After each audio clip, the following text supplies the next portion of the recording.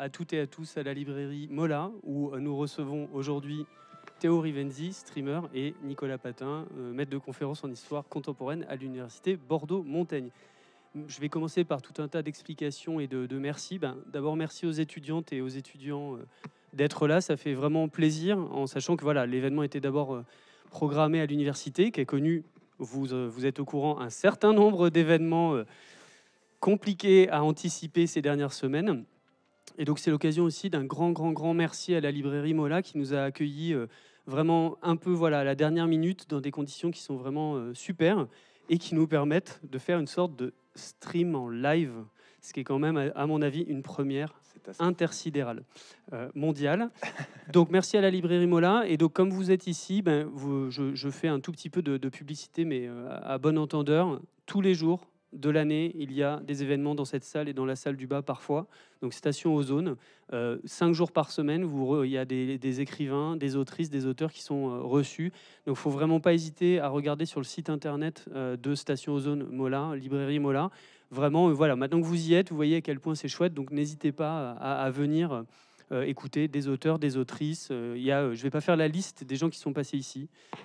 Enjoy Phoenix, notamment Romain Duris, Leila Slimani, etc. Enfin voilà, vous pouvez regarder, vous retrouvez ces vidéos-là sur YouTube. C'est vraiment une institution culturelle de Bordeaux. Dernier remerciement, vous voyez peut-être ici quelqu'un en train de parler très vite avec des mains sur le visage. C'est ce qu'on appelle du code LFPC, langue française parlée complétée.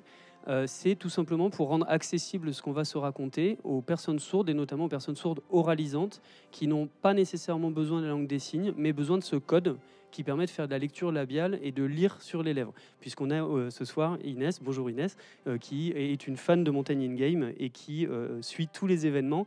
Donc merci à la librairie Mola et surtout merci aux deux représentantes de la licence codeur j'allais dire Roy Malmaison, je vais pas y arriver, il faut m'aider, de Suresnes, merci, désolé, peu de sommeil, de Suresnes qui sont là pour rendre cette intervention accessible. Je termine avec la présentation de l'événement. Montaigne in Game, avec deux autres personnes qui sont donc José-Louis de Miras, qui était étudiant à l'époque en cinéma à Bordeaux-Montaigne, et un étudiant de master qui s'appelait Jason Delestre et qui travaillait en master sur une géopolitique des sports électroniques. On fait de tout en master d'histoire. On a décidé de faire Montaigne in Game pour parler de jeux vidéo et du rapport des jeux vidéo à l'histoire avec une analyse critique. C'était en 2018, on est à Montaigne in Game numéro 8. Donc voilà, ça commence à prendre de l'âge.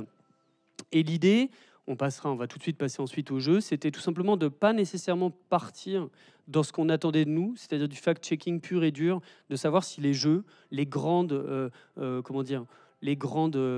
filières du jeu vidéo ou les grandes séries du jeu vidéo, soi-disant historiques, Assassin's Creed, etc., étaient des jeux vrais, comme si on allait arriver en disant ça c'est vrai, ça c'est faux et donner des bons points, mais qu'on allait plutôt analyser le jeu vidéo dans ce qui nous montrait des périodes et de la manière dont il s'intégrait dans une certaine mémoire historique en construisant une mémoire du passé, une vision du passé.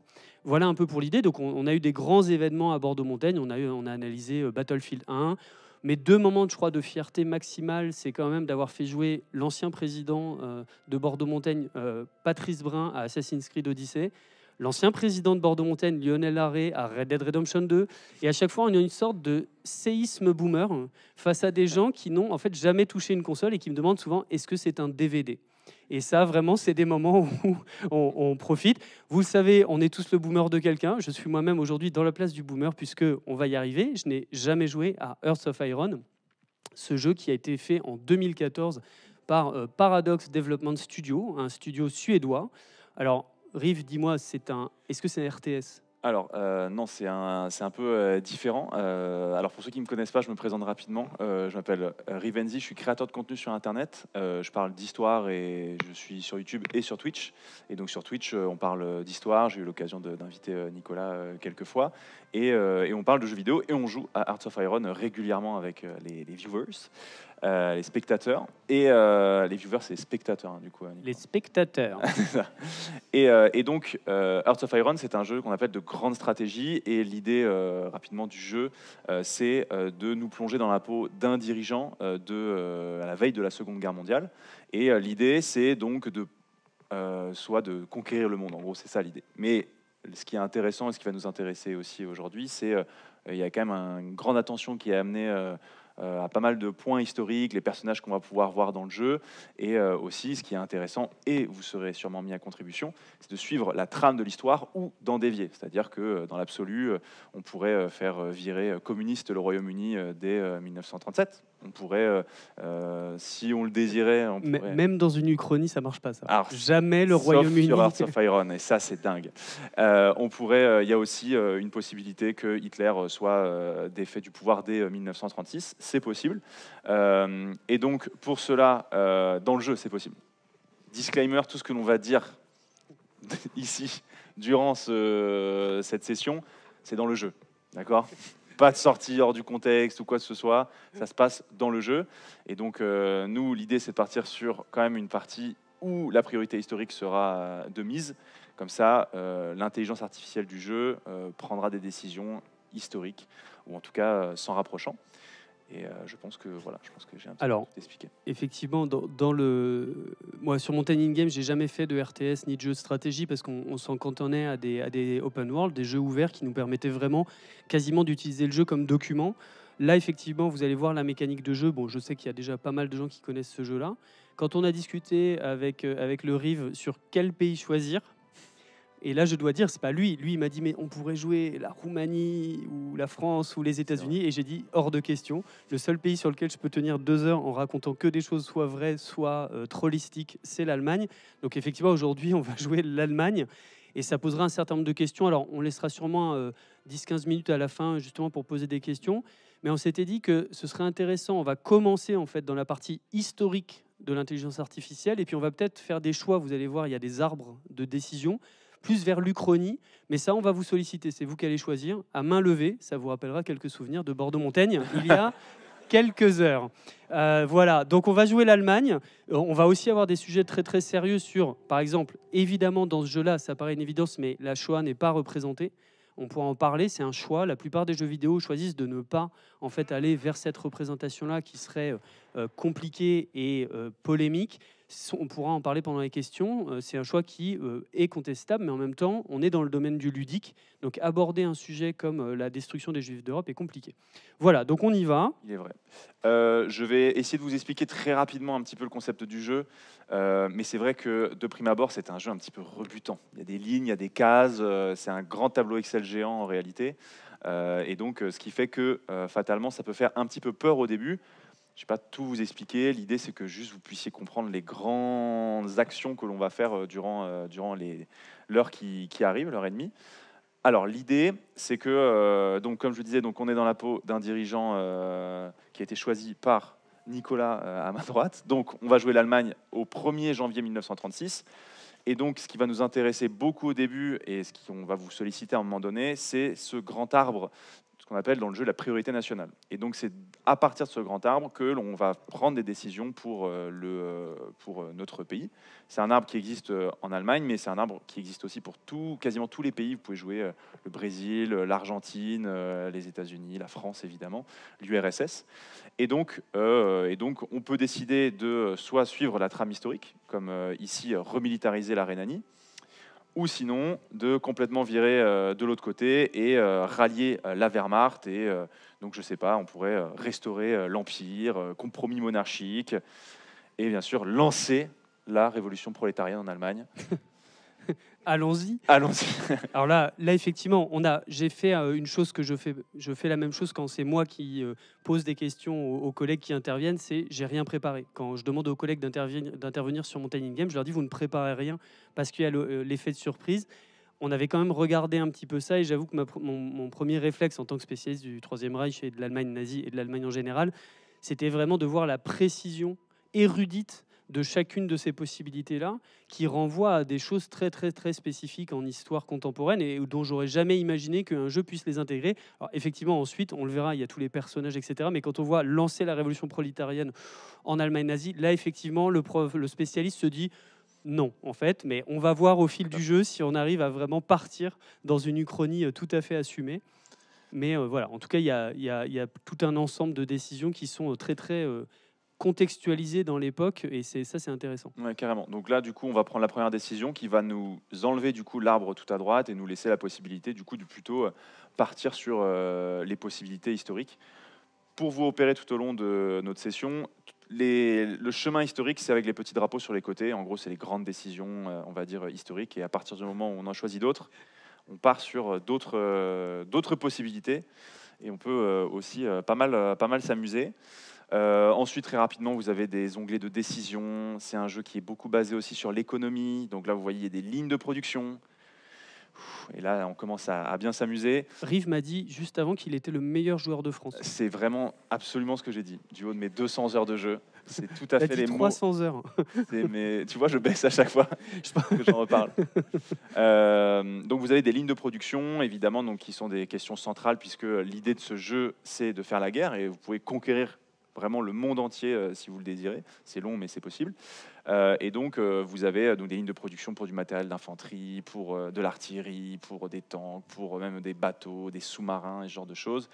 Et donc, l'idée, en tout cas, c'est que, je vais essayer d'être le plus synthétique possible, mais il n'y a pas d'argent dans le jeu à proprement parler. L'idée, c'est de construire 2 types d'usines qui sont les usines civiles, des usines qui sont orange, et des usines militaires qui vont nous permettre justement de produire plus d'armes, de chars, et ce genre de choses. Donc voilà, je passe très rapidement dessus. L'idée, c'est qu'on parle un petit peu d'histoire, mais que vous compreniez un petit peu ce que je vais faire, construire des usines, développer l'économie, pour peut-être aller chatouiller nos voisins à un moment donné. Peut-être. L'impérialisme. Peut-être. Et donc, ce qui est intéressant aussi, c'est qu'il y a tout un volet politique aussi dans le jeu. Et là, c'est le début de tous ces personnages qui peuvent rentrer dans notre gouvernement et qui vont nous donner des bonus dans le jeu pour améliorer justement cette production militaire, industrielle, ce genre de choses. Tu peux zoomer un petit peu là-dessus, ou sinon je vais... Là, tu vas Je sais pas devoir si vous plisser voyez. tes yeux. Là, moi, quand j'ai vu apparaître ça, il y a un moment, je me suis dit, OK, c'est-à-dire qui veut jouer à ça? C'est-à-dire que quand on est spécialiste d'un sujet, je reconnais, peut-être pas, vous n'êtes pas tous et toutes des étudiants d'histoire, hein, c'est pas le cas, mais quand on est spécialisé en histoire, qu'on a fait des thèses, etc., on est habitué à ce qu'en fait, on soit les seules personnes au monde à connaître les sujets dont on parle et que ça n'intéresse du coup personne. Et dans la liste là, alors, il se trouve que moi, je les connais tous parce que j'ai fait une thèse d'histoire sur les 1674 députés de la République de Weimar. Donc là, tout le monde est déjà très content. Mais les retrouver dans ce jeu-là, type Julius Leber, Kurt Schumacher, etc., j'avoue que j'ai beaucoup... et j'ai été très surpris. Si tu peux descendre un petit peu, je vous donne un exemple. Carrément. Theodor Heuss, là, le journaliste démocrate, c'est le type qui a rédigé la constitution de la République de Weimar en 1918-19. Elle est promulguée le 11 août 1919. Qui a envie de jouer avec ça? C'était un peu mon sujet. Mais du coup, c'est vrai. Alors, par exemple, Walter Ulbricht, on fait un petit test. Qui connaît, qui peut lever la main en sachant qui est Walter Ulbricht? Allez. C'est bien, je suis content. Si vous m'aviez dit oui, j'aurais été vraiment très stressé. Walter Ulbricht, c'est le premier président de la RDA et c'est un des orateurs, Walter Ulbricht. C'est dur à coder.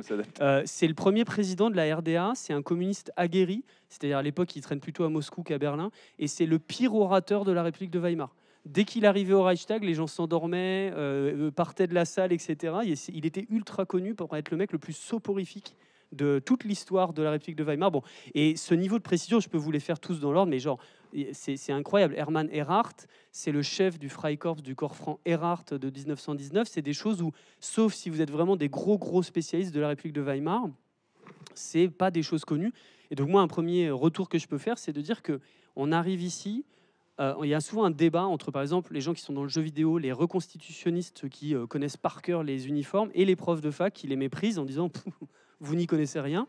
Alors qu'en fait, qu'on voit ici que dans la culture érudite, on est quasiment au même niveau. C'est des trucs qui sont de l'ordre de la recherche scientifique, sauf qu'on ne fait pas le même usage. Donc j'avoue, là, moi, j'étais auto-ruleux, etc. C'est une dinguerie. Puis du coup, ce qui est vachement intéressant, c'est qu'en plus, les bonus que tu vas avoir dans le jeu sont directement liés aussi à l'histoire des persos, quoi, tu vois. Donc ça, c'est... Tu vois, pour le coup, tu parlais de Hermann Erhardt. Tu vois, typiquement, lui va aider beaucoup à l'organisation donc, des milices dans le jeu, ajouter de la défense contre la dérive idéologique, c'est plein de choses politiques.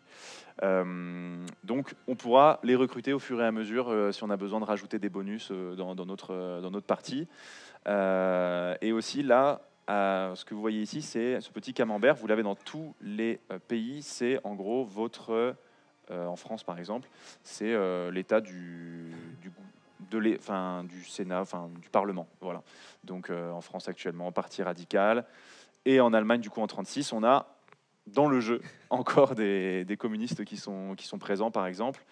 Mais au fur et à mesure, évidemment, selon les décisions que vous allez prendre, en fait, c'est pas vrai historiquement, puisqu'en 1936, c'est terminé, mais ça vous permet de justement justifier le fait de partir plutôt communiste, démocrate, dans la suite du jeu.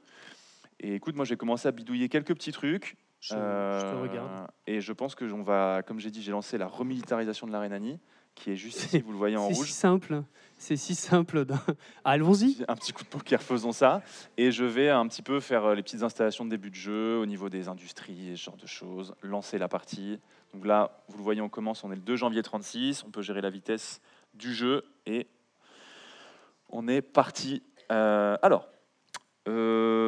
Du coup, tu vas voir dans le jeu, il y a tout ce qui est côté infrastructure. Ça, c'est des choses, je le fais pour moi. S'il y a des gens qui jouent à Hearts of Iron, vous comprenez ce qu'on est en train de faire, mais je ne vais pas tout réexpliquer. On est en train de construire des routes pour après construire des usines. Moi, tu me dis route, je dis attention. Je dis, non, mais vous voyez, là, en fait, on a essayé de calibrer avant. Je peux rebondir à peu près 25 heures sur tous les sujets, vu que c'est mon travail. Le mythe des routes nazies, le mythe du nazisme qui a construit plein de routes. Rien que ce sujet-là, il est hyper intéressant. Il y a des livres sur la question. Le mythe des autoroutes, en fait, ça a été fondé sous la République de Weimar. C'est la République de Weimar qui a lancé les projets de modernisation des infrastructures allemandes et des autoroutes. Donc déjà, premier point sur ces questions d'autoroutes nazies, c'est pas eux qui les ont inventées. Quand Hitler est arrivé au pouvoir, c'est un fan de voiture, il n'a pas le permis de conduire. Et non mais voilà, bon, quand on peut dérouler, on peut dérouler. Donc son premier truc, avec les droits d'auteur de Mein Kampf, il s'est acheté une Mercedes Compressor. Il est fan de Henry Ford, qui est un grand antisémite, donc il n'y a pas de problème. Quand il arrive au pouvoir, il dit, je vais faire ces autoroutes-là pour moderniser l'Allemagne. Et aujourd'hui, vous voyez à quel point les mythes de propagande sont puissants. On a, quand on connaît un peu, on a tous ce truc de « Ah mais oui, les nazis ont fait plein d'autoroutes ». La réalité, c'est qu'ils ont complètement raté ce programme-là. Sur les 42 000 km de chaussées qui devaient être faites, ils en ont fait 4 200. Donc et en revanche, et ça, vous voyez, ce petit fait trivial, il nous dit quelque chose du Troisième Reich. La première portion d'autoroute entre Francfort et Munich, qui faisait 13 km, pardon, pas du tout 13 km, parce que c'est pas Francfort-Munich, c'est beaucoup plus long, elle a été inaugurée 13 fois. C'est-à-dire qu'en fait, le Reich fait du symbole. Il fait peu d'autoroutes, mais il fait beaucoup de propagande, il fait beaucoup d'images. Il y a une image très connue de Hitler en train de creuser le sol pour faire cette autoroute-là. Et ça nous dit déjà quelque chose sur le Troisième Reich, là, comme on le voit dans un jeu de stratégie.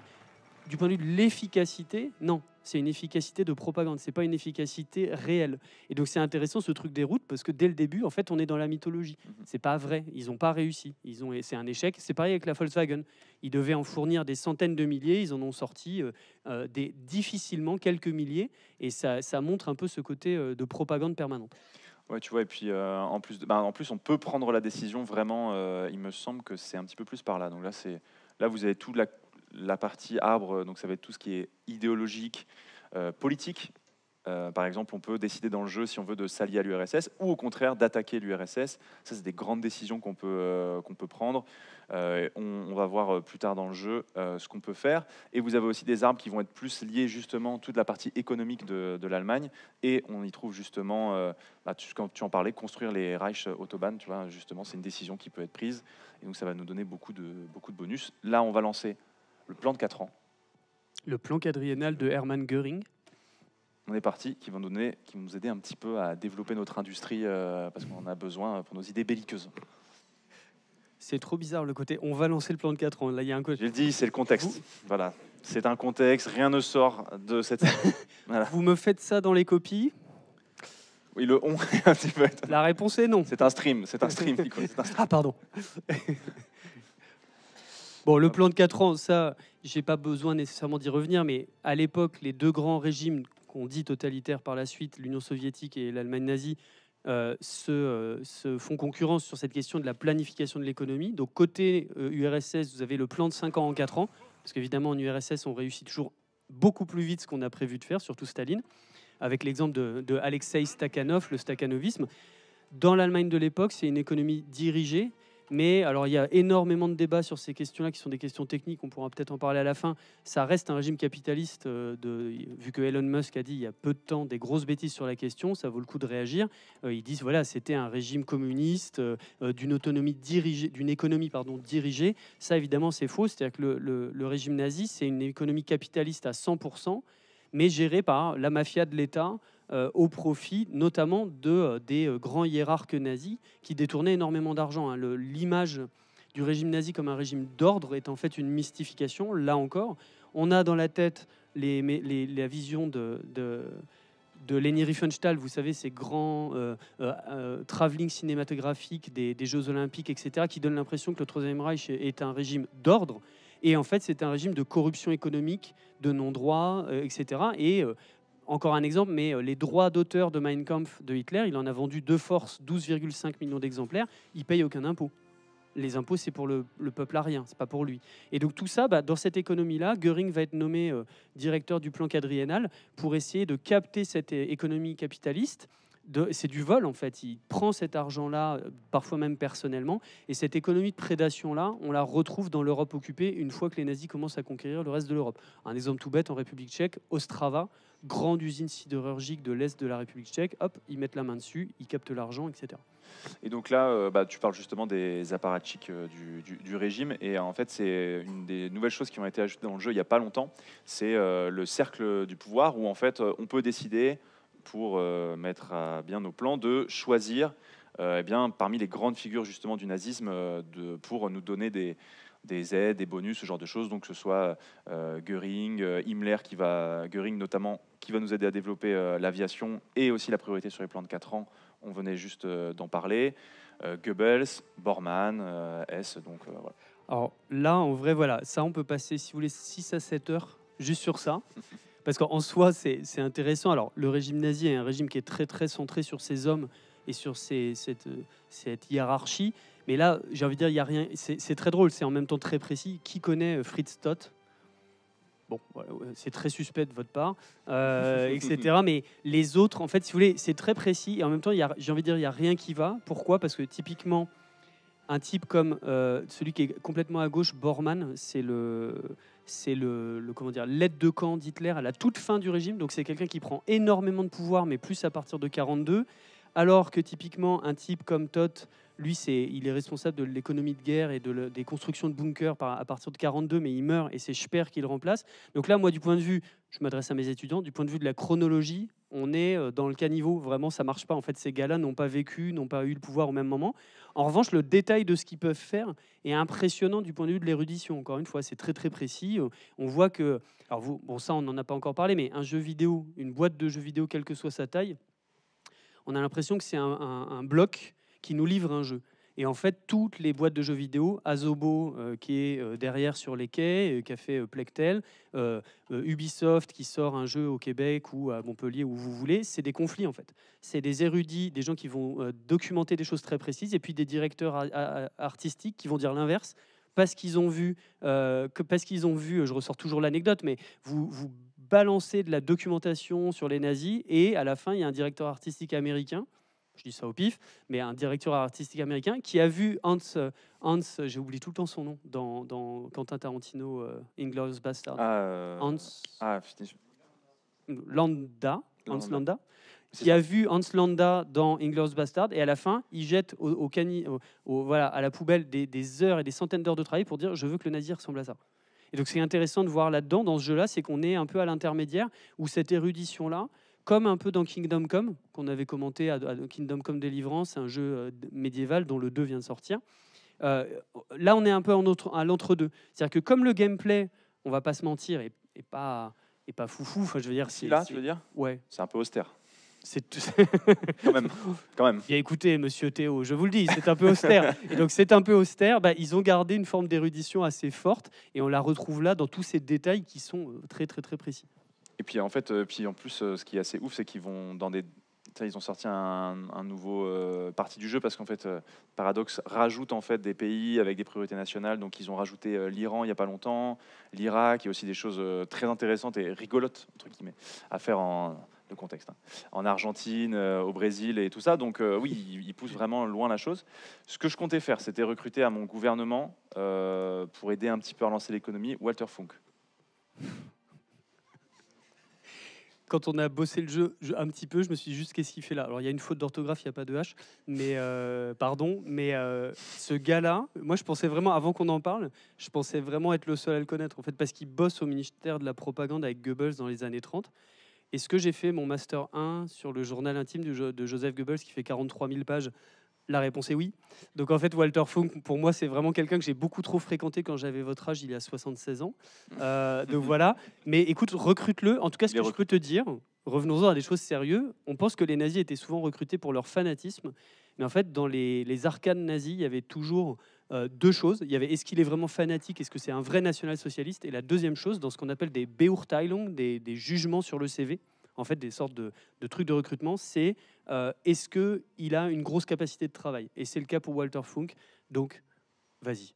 Il est recruté. Fais-le. Il est pris. Il est pris. Je suis en train de regarder un petit peu justement sur quoi est-ce qu'on peut partir. Parce qu'après, il y aura justement des décisions... Alors, on est en 36. Je Ouais. remets un peu de contexte. Vas-y, carrément. Hitler est arrivé au pouvoir, qui lui a été donné par les élites allemandes. Confère la vidéo que vous pouvez regarder chez Mola, sur la chaîne YouTube de Mola, de mon interview de Johann Chapoutot sur son dernier livre, hein, Les Irresponsables. Donc, les élites allemandes donnent le pouvoir à Hitler. 3 ans plus tard, on est déjà à un moment où Hitler a réussi à juguler le chômage pour plein de raisons. Il a une très forte popularité dans l'Allemagne de l'époque, mais est-ce que ça veut dire que tous les Allemands l'adorent? La réponse est non, hein. La résistance a été rétamée, l'extrême gauche a été détruite, assassinée, enfermée. Et en 1936, en fait, moi je dis toujours, bon, vous m'avez eu en cours pour certains, il prend le traité de Versailles, il y a 430 articles, puis franchement, moi je l'imagine en train de se lever le matin et se dire, je vais en barrer un par un. Donc, mais c'est vraiment ça. Et donc il prend le traité de Versailles qui est ratifié le 28 juin 1919. On a démilitarisé la Rhénanie, on remilitarise. On a interdit la Wehrmacht, je remets la Wehrmacht. On m'interdit de faire l'Anschluss, la fusion avec l'Autriche, je fusionne avec l'Autriche. 38. Les Sudètes, germanisés, on y va en 38. Et donc vraiment, il y a cette... si vous voulez vous centrer du point de vue très pédagogique sur ces années 30-là, en 36, on a en même temps le Hitler qui fait les Jeux Olympiques, qui fait... On voit ce que ça peut être du point de vue de la propagande des Olympiques, hein, vous voyez, sans parler de Philippe Catherine, mais voilà. Mais... version Troisième Reich, on a le Troisième Reich qui montre des athlètes magnifiques, tout est très bien organisé, et dans le même temps, Hitler sait très bien que voilà, il va biffer, comme on dit, il va mettre des coups de canif dans le contrat de ce traité de Versailles pour le remettre en cause. Et là, comme c'est un RTS, enfin comme c'est un jeu de grande stratégie, ben, évidemment, on va plutôt se centrer sur ces trucs-là. Et la première décision, c'est cette zone de Rhénanie qui avait été démilitarisée pour empêcher d'attaquer la France. C'était une revendication de Clémenceau en 1919 pour dire on veut plus jamais que les Boches nous attaquent. Bien évidemment, je pense qu'on peut le faire. C'est fait. Alors, on a déjà remilitarisé la Rhénanie. On y est déjà. On y est. Remilitarisé la Rhénanie, on est bon. Là, ce que j'ai fait, c'est que j'ai un petit peu avancé justement parce que là, on est dans... On a un parle petit peu... trop. non, mais c'est très... pour voir justement un petit peu les grandes décisions qu'on peut prendre, puisque déjà, à partir de là, on peut réussir à sortir un petit peu de la réalité historique. Donc, soit on peut essayer de partir sur quelque chose de très histo et on peut préparer l'Anschluss. Moi, je suis chaud. J'ai déjà mis... T'es chaud? Alors, moi, je suis chaud pour l'Anschluss.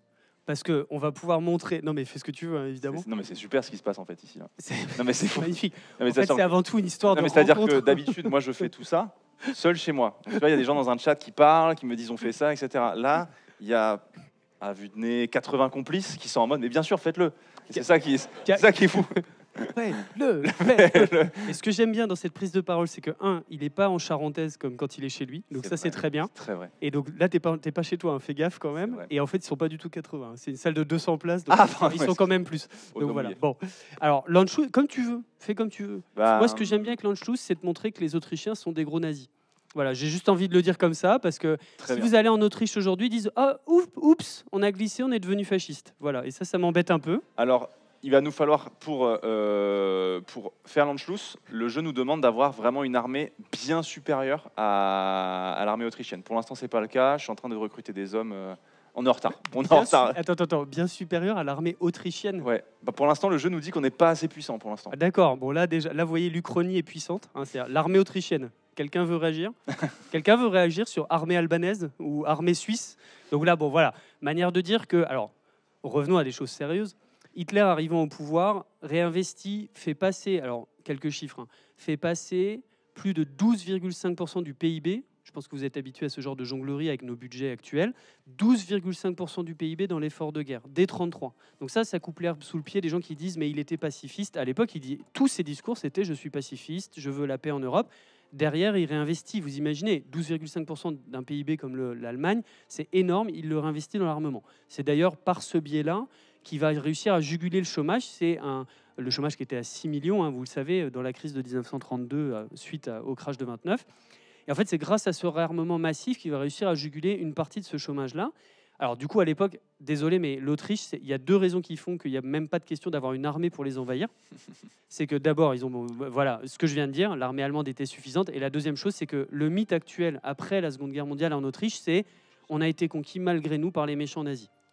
Bon, vraisemblablement, ils les attendaient quand même avec des colliers de fleurs, une partie de l'Autriche, hein, et ils se sont ralliés volontairement à tout ça. Je vois des mains qui se lèvent dans la salle. Je pense qu'on gardera, parce qu'il faut qu'on fasse passer les micros, etc. On gardera les questions pour la fin, si ça vous va. Donc, monsieur, gardez votre remarque sur l'armée autrichienne. Je sens que j'ai piqué votre ego. Mon grand-père était autrichien. Voilà. Mon grand-père était autrichien, et en 1938, il m'a dit qu'il a subi en fait cette oppression intersidérale. Bon, évidemment, des Autrichiens ont subi l'Anschluss, bien sûr. Vous voyez, en histoire, tout est toujours complexe.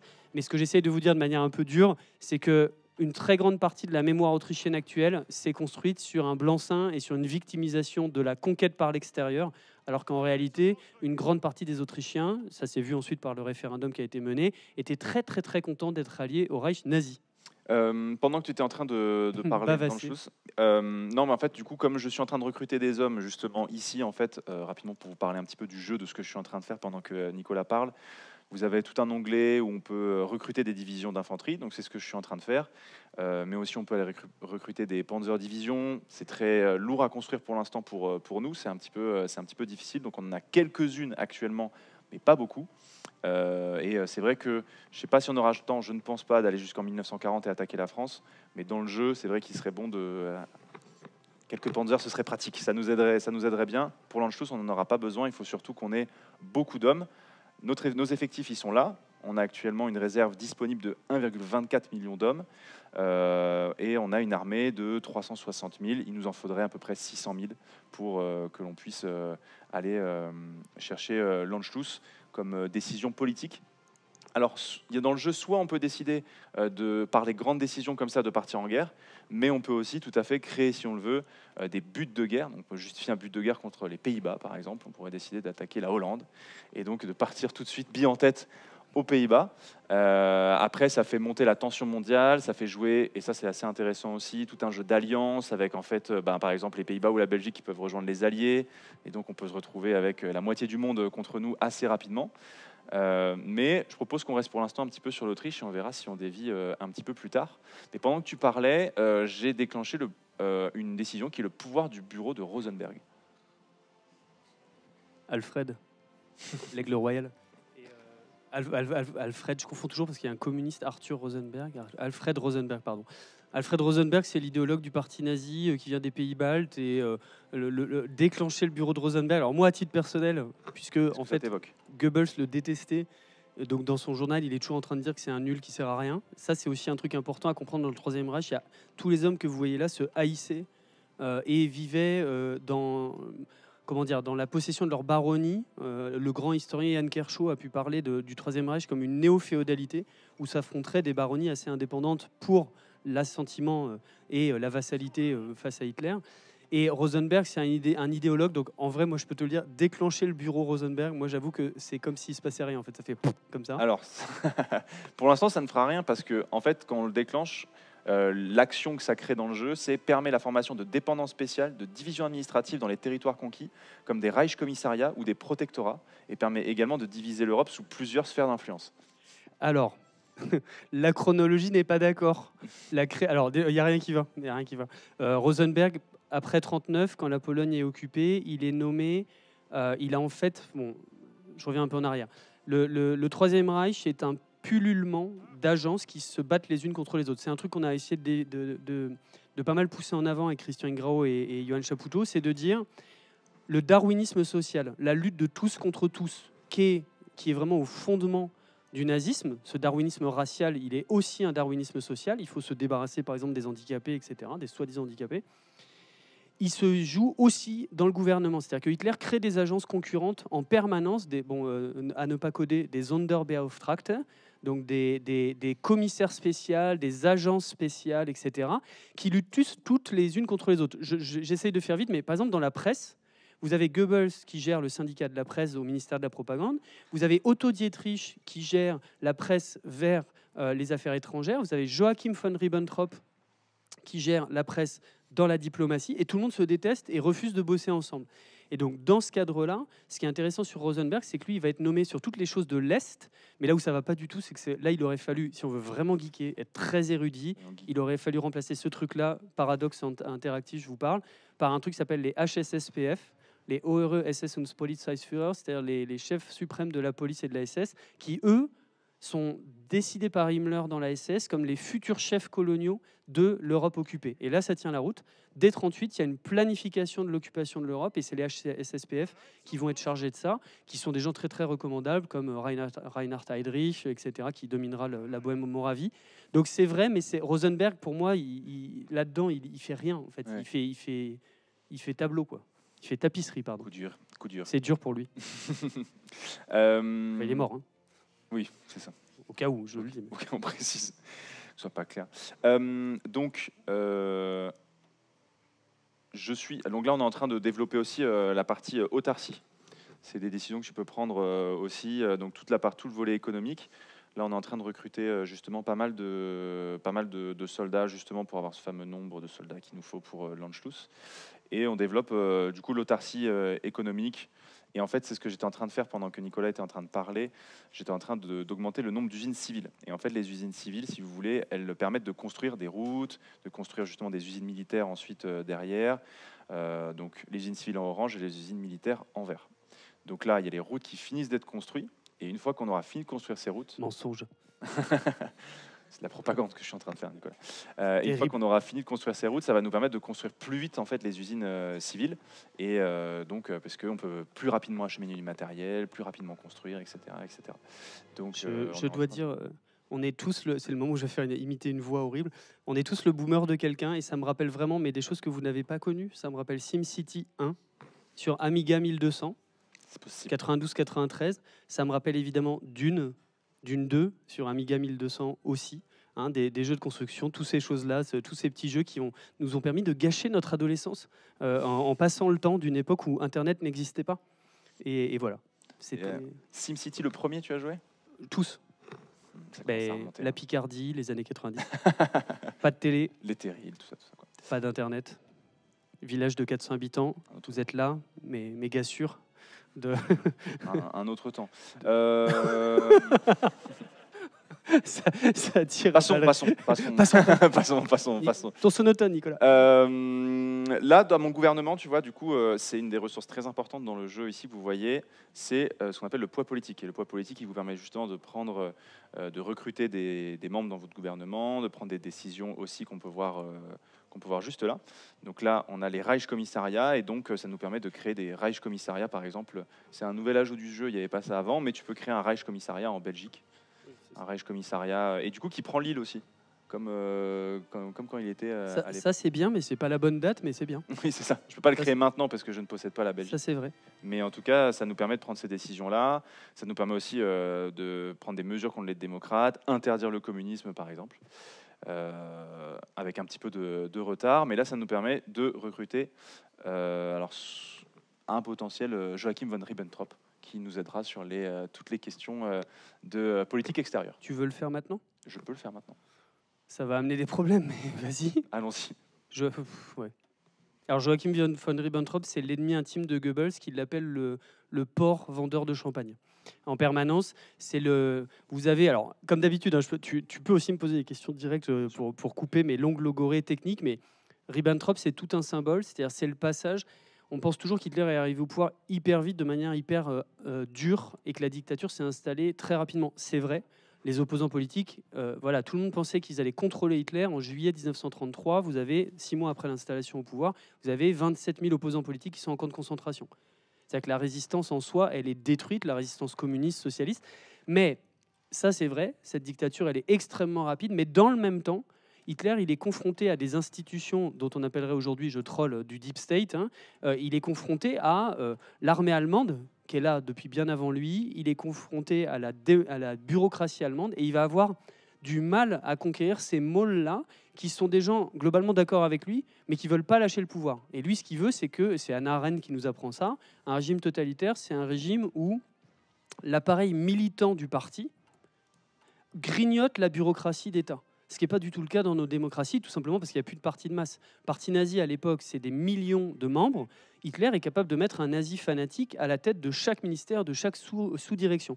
Et ce qui est intéressant dans le cas présent, c'est qu'en 38-39, Hitler arrive à détruire les contre-pouvoirs de l'Allemagne, les derniers, en nommant, par exemple, aux affaires étrangères, il y avait von Neurath avant, qui est l'ancien diplomate à l'ancienne conservateur, qui partage globalement certaines idées des nazis, mais il ne veut pas entendre parler d'un vrai nazi qui dirige les affaires étrangères. Et donc, le passage de Ribbentrop, ça paraît un détail, mais en fait, mettre un nazi là, virer tous les anciens de la Wehrmacht, il y a des affaires, en fait, Hitler instrumentalise des affaires de mœurs à l'époque, de prostitution, etc. Bon, bref, pour faire tomber 2 des plus grands dirigeants de la Wehrmacht, von Blomberg et von Fritsch. Et comme ça, il arrive à prendre la place dans cette bureaucratie. Donc, tu nommes von Ribbentrop, en fait, c'est tout un symbole du grignotage des institutions les plus solides de l'Allemagne de l'époque par le parti nazi. Et donc, Ribbentrop, c'est le cas. Ce qui n'empêche pas que tout le monde le déteste, parce qu'en fait, c'est un commerçant, c'est un vendeur de champagne à la base, et qu'il est beaucoup trop cosmopolite et international pour une partie des élites nazies. Ok, d'accord. Sache que pendant que tu étais en train de parler, la guerre d'Espagne vient de se déclarer. Voilà. Ouais, donc ce qu'on peut faire, et ce qui peut être intéressant à faire, c'est qu'on peut envoyer des volontaires. Évidemment. Donc voilà, peut-être. Alors, est-ce qu'on envoie des volontaires ou pas? Là, j'aimerais bien. Alors, on n'est pas loin de l'Espagne, même si la culture de la question de la guerre civile espagnole à Bordeaux, c'est quand même un sujet. Hein. J'ai envie de dire, demandons à la foule. Vous avez le contexte. Francisco Franco vient de déclarer la guerre civile contre le Frente Popular, le Front populaire qui a gagné les élections de février 1936. Un grand conglomérat des forces anarchistes, communistes, socialistes du Parti socialiste espagnol. Est-ce qu'on va les aider ou est-ce qu'on risque de cramer nos cartouches? Alors, pour ceux qui veulent qu'on soutienne du coup c'est fou de dire ça. Attends, en fait, dans leur tête, ils sont en train de dire, eux, ils pensent qu'on va aller aider les brigades internationales, c'est-à-dire l'autre côté, hein, les républicains espagnols. Est-ce que vous êtes pour aller aider Franco? Levez la main. Qui a dit ouais? Mais qu'est-ce qui va pas dans vos têtes? Vous êtes complètement cinglés. Ceux qui sont contre. On dirait, comment ça ressemble à une AG Bordeaux-Montagne. C'est très problématique. Il y a beaucoup de gens qui ne se prononcent pas, ça c'est super. Qui ne prend pas part au vote?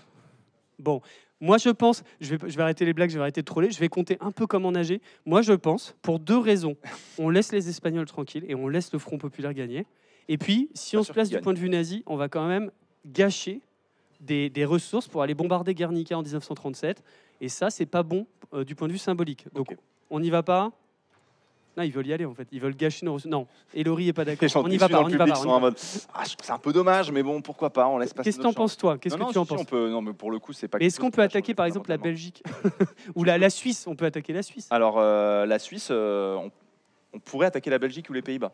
Ça, c'est possible. Alors, là, tout à l'heure, quand je faisais un peu la tête en disant attaquer les Pays-Bas, c'était évidemment pour troller en disant pour attaquer, il faut attaquer un pays qui n'est pas d'accord avec vous. Ce qui, pour les Pays-Bas, reste beaucoup à prouver quand même à l'époque. Hein, donc voilà, on vous attaque. Non, oh là là, pour moi, on est envahi. Moi, je vois que c'est des démocrates. Tu vois, il y a du bleu au Parlement. Ah, oui. Il y a un tout petit peu de fascisme, mais tout petit peu. Hein. Bah, c'est ceux qui seront au pouvoir après. C'est comme en Croatie. Alors bon, là, je vais un peu vite, mais typiquement, là, vous avez une carte de l'Europe dans les années 30. Vous vous doutez bien qu'une fois que vous avez les nazis qui arrivent partout, tous les fascistes européens sont très contents de voir arriver les nazis et c'est à eux qui leur donnent le pouvoir. Donc, mais je peux grouper mes troupes à la frontière des Pays-Bas. Hein. On peut mettre un petit coup de pression, Nicolas. Juste, on n'intervient pas encore, mais on dit ça. En tout cas, sache que pendant qu'on était en train de parler aussi, du coup, j'ai pris la décision de l'Anschluss, parce qu'on est arrivé au nombre d'hommes qu'il fallait. Le soulèvement répété en Autriche démontre clairement que ses habitants aspirent à intégrer le Reich allemand. L'heure est venue d'agir et veiller à ce que leur volonté soit exaucée. Donc, on récupère, hop, et maintenant, nous avons désormais récupéré l'Autriche avec l'Anschluss, donc sans effusion de sang. On a récupéré du coup leurs usines, on a récupéré aussi les quelques membres de leur armée, notamment des divisions alpines qui sont très pratiques pour se battre dans les montagnes. Il y a des choses qui servent aussi pas mal. Et donc, fort de ce succès diplomatique, je propose que nous allions vers les Pays-Bas. Tout à fait. Mettre un coup de pression. C'est plat. Putain, les discussions qu'on a sur c'est exceptionnel. c'est fou. Très bien, donc je peux envoyer... Là, tu peux y aller, tu as assez de... Alors là, il faut juste que je fasse un petit... justifier un but de guerre, conquérir la Hollande, et dans 140 jours, on aura justifié un but de guerre, et donc on pourra aller conquérir quoi. Ça n'a pas pris 140 jours. Hein. En vrai, même dans la vraie vie rugueuse avec des soldats, ça a été plus rapide que ça. Oui, mais c'est surtout, là, c'est plus les questions de...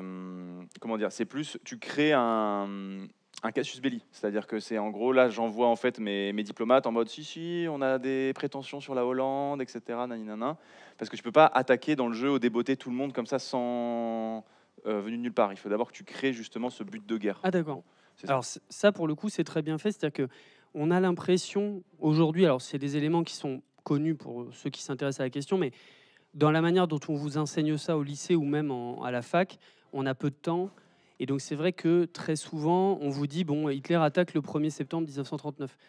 Hitler fait ci, l'Anschluss. En fait, ce que vous ne voyez pas nécessairement, et qui est réel pour l'époque, c'est que vous avez en fait une intense préparation de propagande. Je vous donne et qui en fait pour moi est beaucoup plus intéressante par rapport à ce qu'on vit aujourd'hui, parce que ça se ressemble, pour dire très vite. Je vous explique pourquoi. Par exemple, Poutine, la Crimée, puis l'Ukraine, etc., ou autre. Quand Hitler attaque la Pologne le 1er septembre 1939, nous, a posteriori et de manière anachronique, on a l'impression que en fait, tout le monde est en mode oh, « quel scandale, pourquoi il fait ça ?» En fait, il y a 6 mois, 8 mois de bataille de propagande où Hitler dit nos Allemands en Pologne, parce qu'il y en a pas mal à l'époque, la Pologne a pris sur l'ancienne Allemagne du 19e, si on veut dire ça, ils sont tués, ils sont massacrés par les Polonais, les femmes sont violées, etc. Donc quand vous répétez ça dans les médias tous les jours en disant les Polonais sont en train de détruire les Allemands, machin, etc. Ensuite, Hitler envoie des ultimatums à la Pologne, en disant nous vous proposons ci, ça, sur le corridor de Danzig, etc. Tout ça est public, hein, tout ça est dans la presse. Ce qui fait que quand Hitler attaque, c'est pas du tout comme nous on l'enseigne. C'est pas Hitler arrive et attaque. D'autant plus qu'il est assez fin pour en plus générer en fait un incident de frontière. Il y a des SS qui se déguisent en polonais pour attaquer les Allemands depuis la Pologne. Donc, si vous voulez, dans ce cadre de propagande de guerre, là, l'idée de générer des incidents qui vont permettre de conquérir une partie de l'opinion pour faire ces actes de guerre, c'est très important, parce que c'est réel. C'est-à-dire qu'en fait, tous ces actes de guerre, la remilitarisation de la Rhénanie, la Sarre, l'Anschluss, les Sudètes, auparavant, la crise des Sudètes qui va aboutir à la conférence de Munich en 1938, c'est des choses qui ont été préparées par la propagande allemande pour montrer que les Allemands sont bien évidemment des victimes. Donc on entre dans des faits qui sont dans une ambiguïté beaucoup plus forte que la manière dont on vous l'enseigne, parce qu'on est tenu très rapidement par le temps de cours qu'on donne à cette période-là. Du coup, on est en train de mettre un peu la pression sur les Pays-Bas. Là, on sort un petit peu là, complètement de la réalité historique. Aussi, donc là, en bas de mon écran, vous avez en fait 2 groupes que vous voyez. Donc 21 sur 24, c'est le nombre d'unités qu'il y a dans chaque armée. Donc là, il y a 21 unités. Avec à sa tête, on peut nommer des généraux. Un général ici, donc von Rundstedt par exemple, du côté donc, que j'ai mis ici au niveau de la ligne Siegfried, qui se trouve juste à la frontière franco-allemande. Et ici, on a tout un panel de généraux, et là, il y a encore plein de personnages qui sont ajoutés ici, et qui ont donc plus ou moins des statistiques selon leur spécialité. Il y en a qui sont plutôt comme von Manstein, et historiquement, c'était le cas aussi, spécialiste des blindés notamment, ou général Gunther von Klug, qu'on va sélectionner parce que voilà, on a les stats d'attaque notamment, et si on veut passer à l'attaque aux Pays-Bas, ce sera bien pratique. Voilà. Je plaisante parce que je vois que c'est Jade qui est étudiante dans la licence LFPC qui est chargée de coder les trucs comme von Rundstedt ou Manstein. C'est vraiment très très sympa. C'est délicieux, je pense, à mon avis. C'est délicieux. Sur ces éléments de la Wehrmacht, bon, quelques éléments, des chiffres que j'ai calculés moi-même parce qu'ils ne traînent pas dans l'historiographie. L'armée allemande en 14, avant la Première Guerre mondiale, c'est 800 000 hommes. C'est beaucoup parce que le service militaire est passé à 2 puis à 3 ans en prévision de la Première Guerre mondiale. Pendant la guerre, vous avez 13,1 millions de soldats en 14-18 qui combattent. C'est considérable, hein, c'est parfois 80% des classes d'âge de 18 à 44 ans. Et le traité de Versailles réduit l'armée allemande à 100 000 hommes.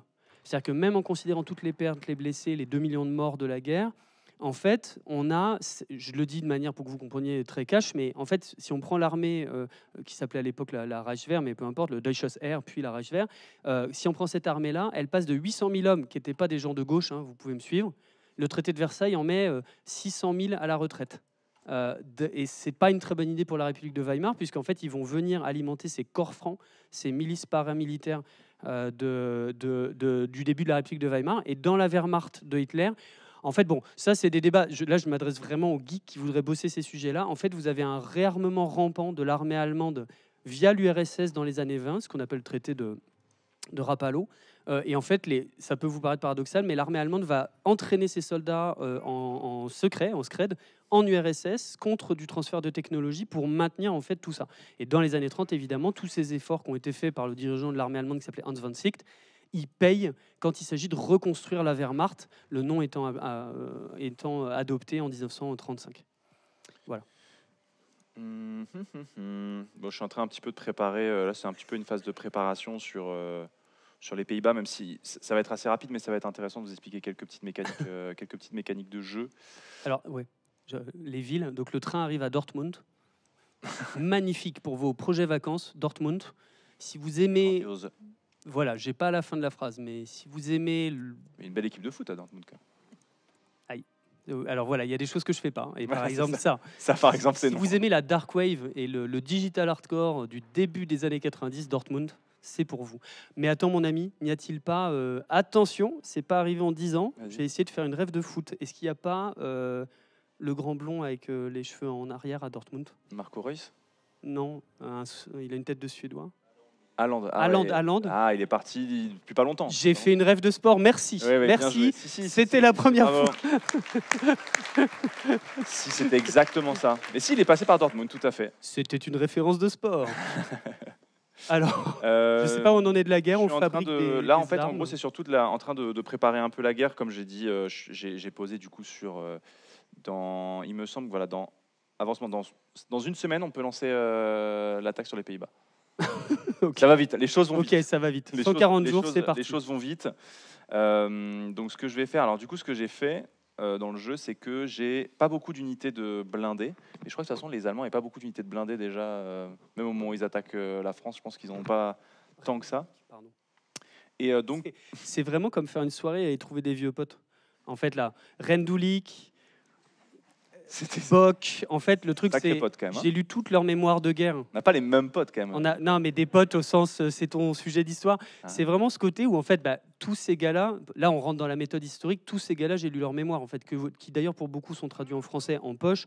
Manstein, Bock, Rendulic, c'était le chef d'armée du gars dont j'ai fait la biographie qui s'est suicidé en 45. Donc voilà, c'est... Mais vous le voyez, tout comme pour les chevaliers soldats du lac de Paladru, outre que là, je me rends compte qu'il y a 100 personnes, mais c'est très gênant. C'est vraiment des sujets dont vous êtes le seul spécialiste. Vous-même, vous verrez quand vous aurez fini, alors sauf si vous êtes encore en licence, mais vos sujets de master, vous pourrez pérorer dans vos soirées dans le Triangle d'Or sur des sujets qui n'intéressent personne. Et ça, c'est très, très important. Donc en fait, là, ce que je fais, c'est que ce qui est assez important dans le jeu, c'est de créer des zones... d'utiliser les blindés à bon escient, puisque là, du coup, on a 3 divisions de blindés. On a 2 divisions de Panzer et une division ici de, on va dire, de logistique, des camions en gros. Et l'idée, c'est bien d'avancer avec ces hommes et ces divisions d'infanterie, mais l'idée, c'est de réussir à percer le front pour faire des poches et en fait réussir à créer on va dire, encercler les divisions ennemies. Puisque si on les encercle, il y a des gros malus qui vont être appliqués sur ces divisions. Donc l'idée, justement, c'est pour ça que je suis en train de grouper quelques divisions, les rares divisions de Panzer que j'ai dans mon armée. Je suis en train de les mettre un petit peu plus au nord pour pouvoir justement attaquer et peut-être essayer d'empocher les quelques divisions des Pays-Bas qui sont là. En vrai, je pense que j'ai pas fondamentalement besoin de le faire parce qu'en vrai, les Pays-Bas, c'est pas si solide que ça. Mais c'est un peu pour vous expliquer rapidement les quelques mécaniques de jeu, quoi. Voilà, voilà. L'idée même d'aller conquérir les Pays-Bas, enfin, je sais pas. Et les Pays-Bas, ça va être justification de conquête de Frise. Accepté. Accepté, c'est bon quoi. On a une justification. Ce qui va être intéressant avec les Pays-Bas, c'est évidemment leur territoire européen, mais aussi les Pays-Bas. Et pour les joueurs, c'est toujours intéressant, c'est qu'il y a les Indes néerlandaises aussi. Les Indes néerlandaises, c'est plein de caoutchouc. Et ça, vu que l'Allemagne n'a pas d'empire colonial, contrairement notamment à ses futurs adversaires, que sont le Royaume-Uni, la France, et c'est pratique d'avoir les Indes néerlandaises pour récupérer justement le caoutchouc qui nous servira plus tard dans notre économie et ce genre de choses. Alors ça me rappelle ce que tu disais sur l'économie d'autarcie. Et là, c'est vraiment le moment où, voilà, typiquement, dans notre milieu, c'est-à-dire les spécialistes du Troisième Reich en France et en Allemagne, par exemple, pour nous, c'est une évidence. C'est-à-dire que l'autarcie, c'est un énorme sujet à l'époque, parce que les Allemands ont interprété, pour dire très vite, la défaite de 14-18 comme un problème de leur économie de guerre qui a été incapable de tenir, notamment le blocus franco-anglais, 733 000 morts civils, enfants, femmes, du fait du blocus franco-anglais sur l'Allemagne de l'époque, et 1 million de morts en Autriche. Les chiffres sont soumis à discussion parce qu'ils ont été politisés par la suite et grossis, mais c'est un sujet d'historiographie sur lequel on n'est pas capable de donner les vrais chiffres parce que voilà, c'est des données d'époque. L'Allemagne va être hantée en fait par cette question de l'autarcie, des projets de Mitteleuropa, d'Europe centrale et de comment s'en sortir en cas de nouvelle guerre. Et Hitler, qui est un ancien combattant, peut-être plus que tous les autres, va fantasmer en fait cette occupation de l'Europe qui permettrait à l'Allemagne d'avoir les ressources minières, en charbon, en caoutchouc, industrielles qui permettent de tenir cette guerre-là. Alors ça va jusqu'à des plans complètement délirants. Hitler, en 1941, un peu plus tard, dit qu'il veut annexer l'Ukraine pour faire de l'Ukraine la côte d'Azur allemande, aller chercher là-bas le grenier à blé qu'elle est toujours. Alors là où c'est malheureusement très très intéressant et très tragique, c'est que vous voyez qu'aujourd'hui, dans le conflit actuel en Ukraine, dont je ne suis pas du tout spécialiste, mais la réalité, c'est qu'en fait, le Donbass, la grande force de production industrielle de l'Ukraine et les terres noires de production du grenier à blé de l'Europe qu'est l'Ukraine sont encore aujourd'hui une question stratégique. On le voit dans les négociations du minerai aussi de Trump, etc. À l'époque, c'est pareil. Et cette question de l'autarcie, elle va habiter la manière de faire la guerre d'Hitler, qui mise tout sur le Blitzkrieg. Alors je dis le Blitzkrieg, guerre éclair, parce qu'en allemand, Krieg, la guerre, c'est masculin. On peut dire la Blitzkrieg. Il va miser tout dans sa stratégie sur la guerre éclair. Bon, je rentre pas dans les détails. Ce qui est intéressant, c'est qu'en fait, vous avez sûrement vu ce mème sur Internet de Hitler qui s'énerve face à ses généraux. C'est un mème qui est sorti d'un film qui s'appelle La Chute de 2005. Et c'est pas faux. C'est-à-dire qu'en fait, Hitler, il a face à lui des généraux expérimentés qui ont combattu très haut en 14-18, qui connaissent beaucoup mieux les stratégies militaires que lui, mais il va toujours imposer ce qu'il a à dire par la colère, par les grosses crises de colère, en disant ce sera la Blitzkrieg ou rien, sinon vous serez jugé, ou sinon je m'en vais. Et en fait, ce qui est fou, c'est que ça va marcher en fait sur les premières offensives. Alors là, pour dire faire la guerre, j'y vais. Vas-y. Je vais au Pays-Bas. Ça peut aller très vite. Chaud. Let's go.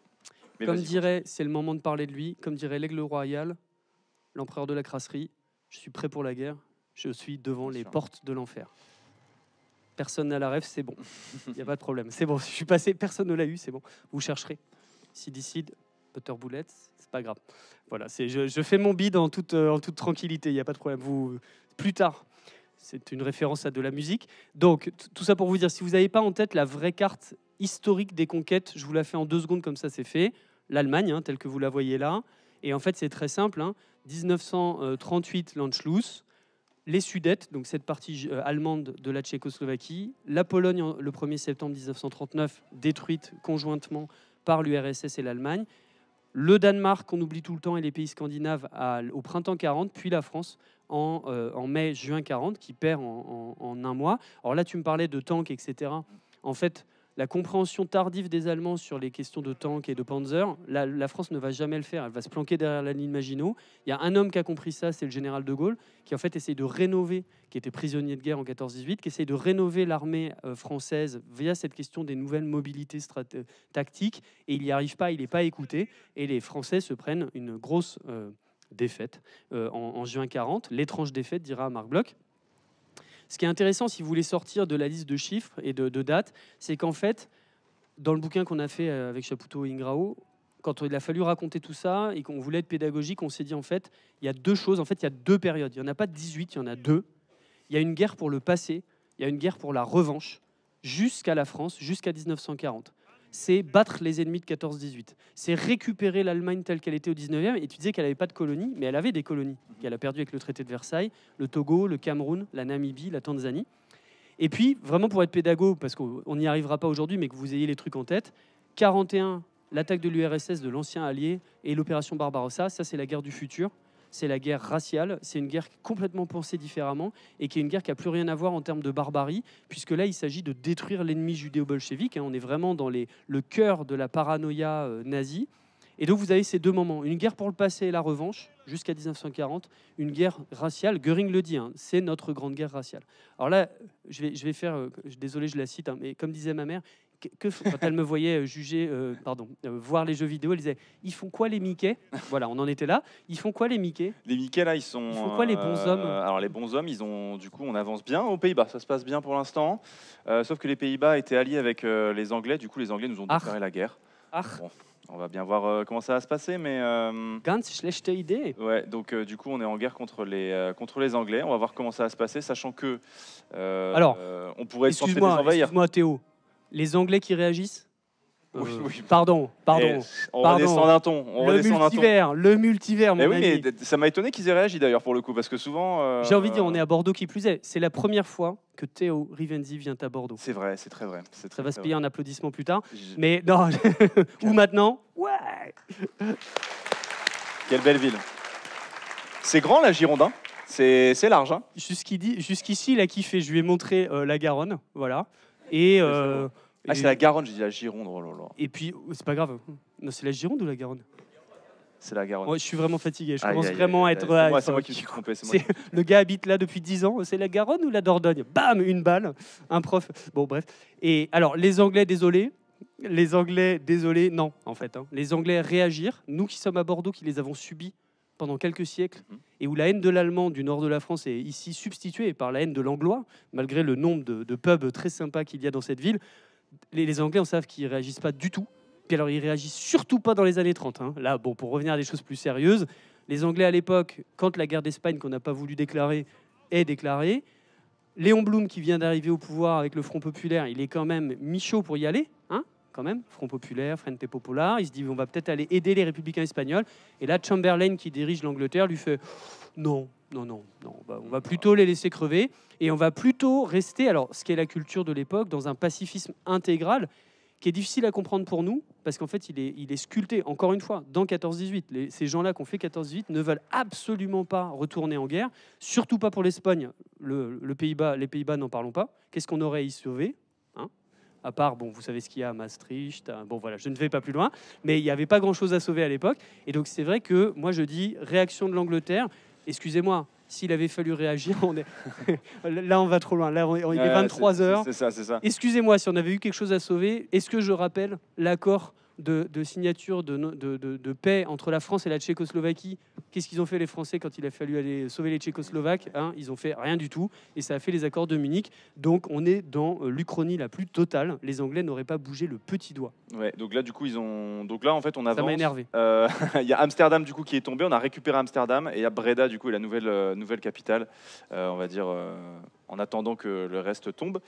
Mais du coup, au moins, on aura pris une première position continentale. Le seul truc, du coup, c'est qu'on ne pourra pas récupérer les Indes néerlandaises, puisque comme il n'y aura pas de traité de paix qui vont découler de la bataille, puisque on va rester en guerre contre les Anglais un bon petit moment encore, je pense. L'Uchronie est fausse, mais le résultat est bon.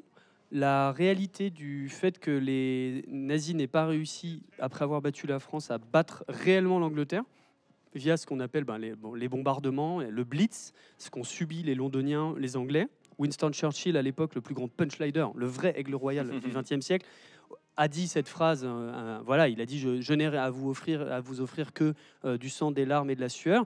Et les Anglais ont tenu. Et là, c'est très vrai, puisque Hitler acte en fait dans ce qu'on appelle la bataille d'Angleterre, c'est-à-dire l'incapacité dans l'aéronaval à battre les Anglais. Il acte le fait qu'il ne pourra pas développer ce côté colonial ultramarin. Au passage, c'est peut-être un détail pour vous, autre référence musicale, je suis désolé pour ce que je viens de faire, mais ça vous explique pourquoi le plan Madagascar, qui était un plan de déportation de tous les juifs d'Europe vers Madagascar, n'a pas eu lieu. À cette époque-là, les nazis, toutes les administrations fantasment sur la déportation des juifs européens dans l'île de Madagascar, qui est une colonie française, en disant peut-être qu'ils mourront là-bas, enfin, en tout cas on va les envoyer. Et la résistance anglaise et le fait qu'il n'y ait pas de contrôle sur les mers fait que ce plan, qui est un plan réel, plan Madagascar, l'article Wikipédia est pas mal, n'a pas lieu. Qu'est-ce qui se passe? Eh ben, on a Oh fait non. capituler les Pays-Bas. Donc les Pays-Bas sont nôtres désormais. Ensuite, on nous explique un petit peu ce qu'on a récupéré comme matériel et ce genre de choses. Et donc, désormais, nous avons les Pays-Bas sous notre contrôle. Toujours en guerre contre les Anglais. Et est-ce que c'est et aussi, si on veut, On va attaquer la Roumanie. Mais oui. allons-y. On Alors, enchaîne. en soi, c'est pas impossible.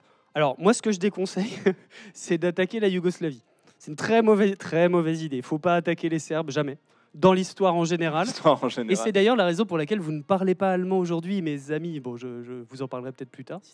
J'écoute ta question. Tu veux attaquer qui? Non, c'était du coup là, on va se calmer. On va doser.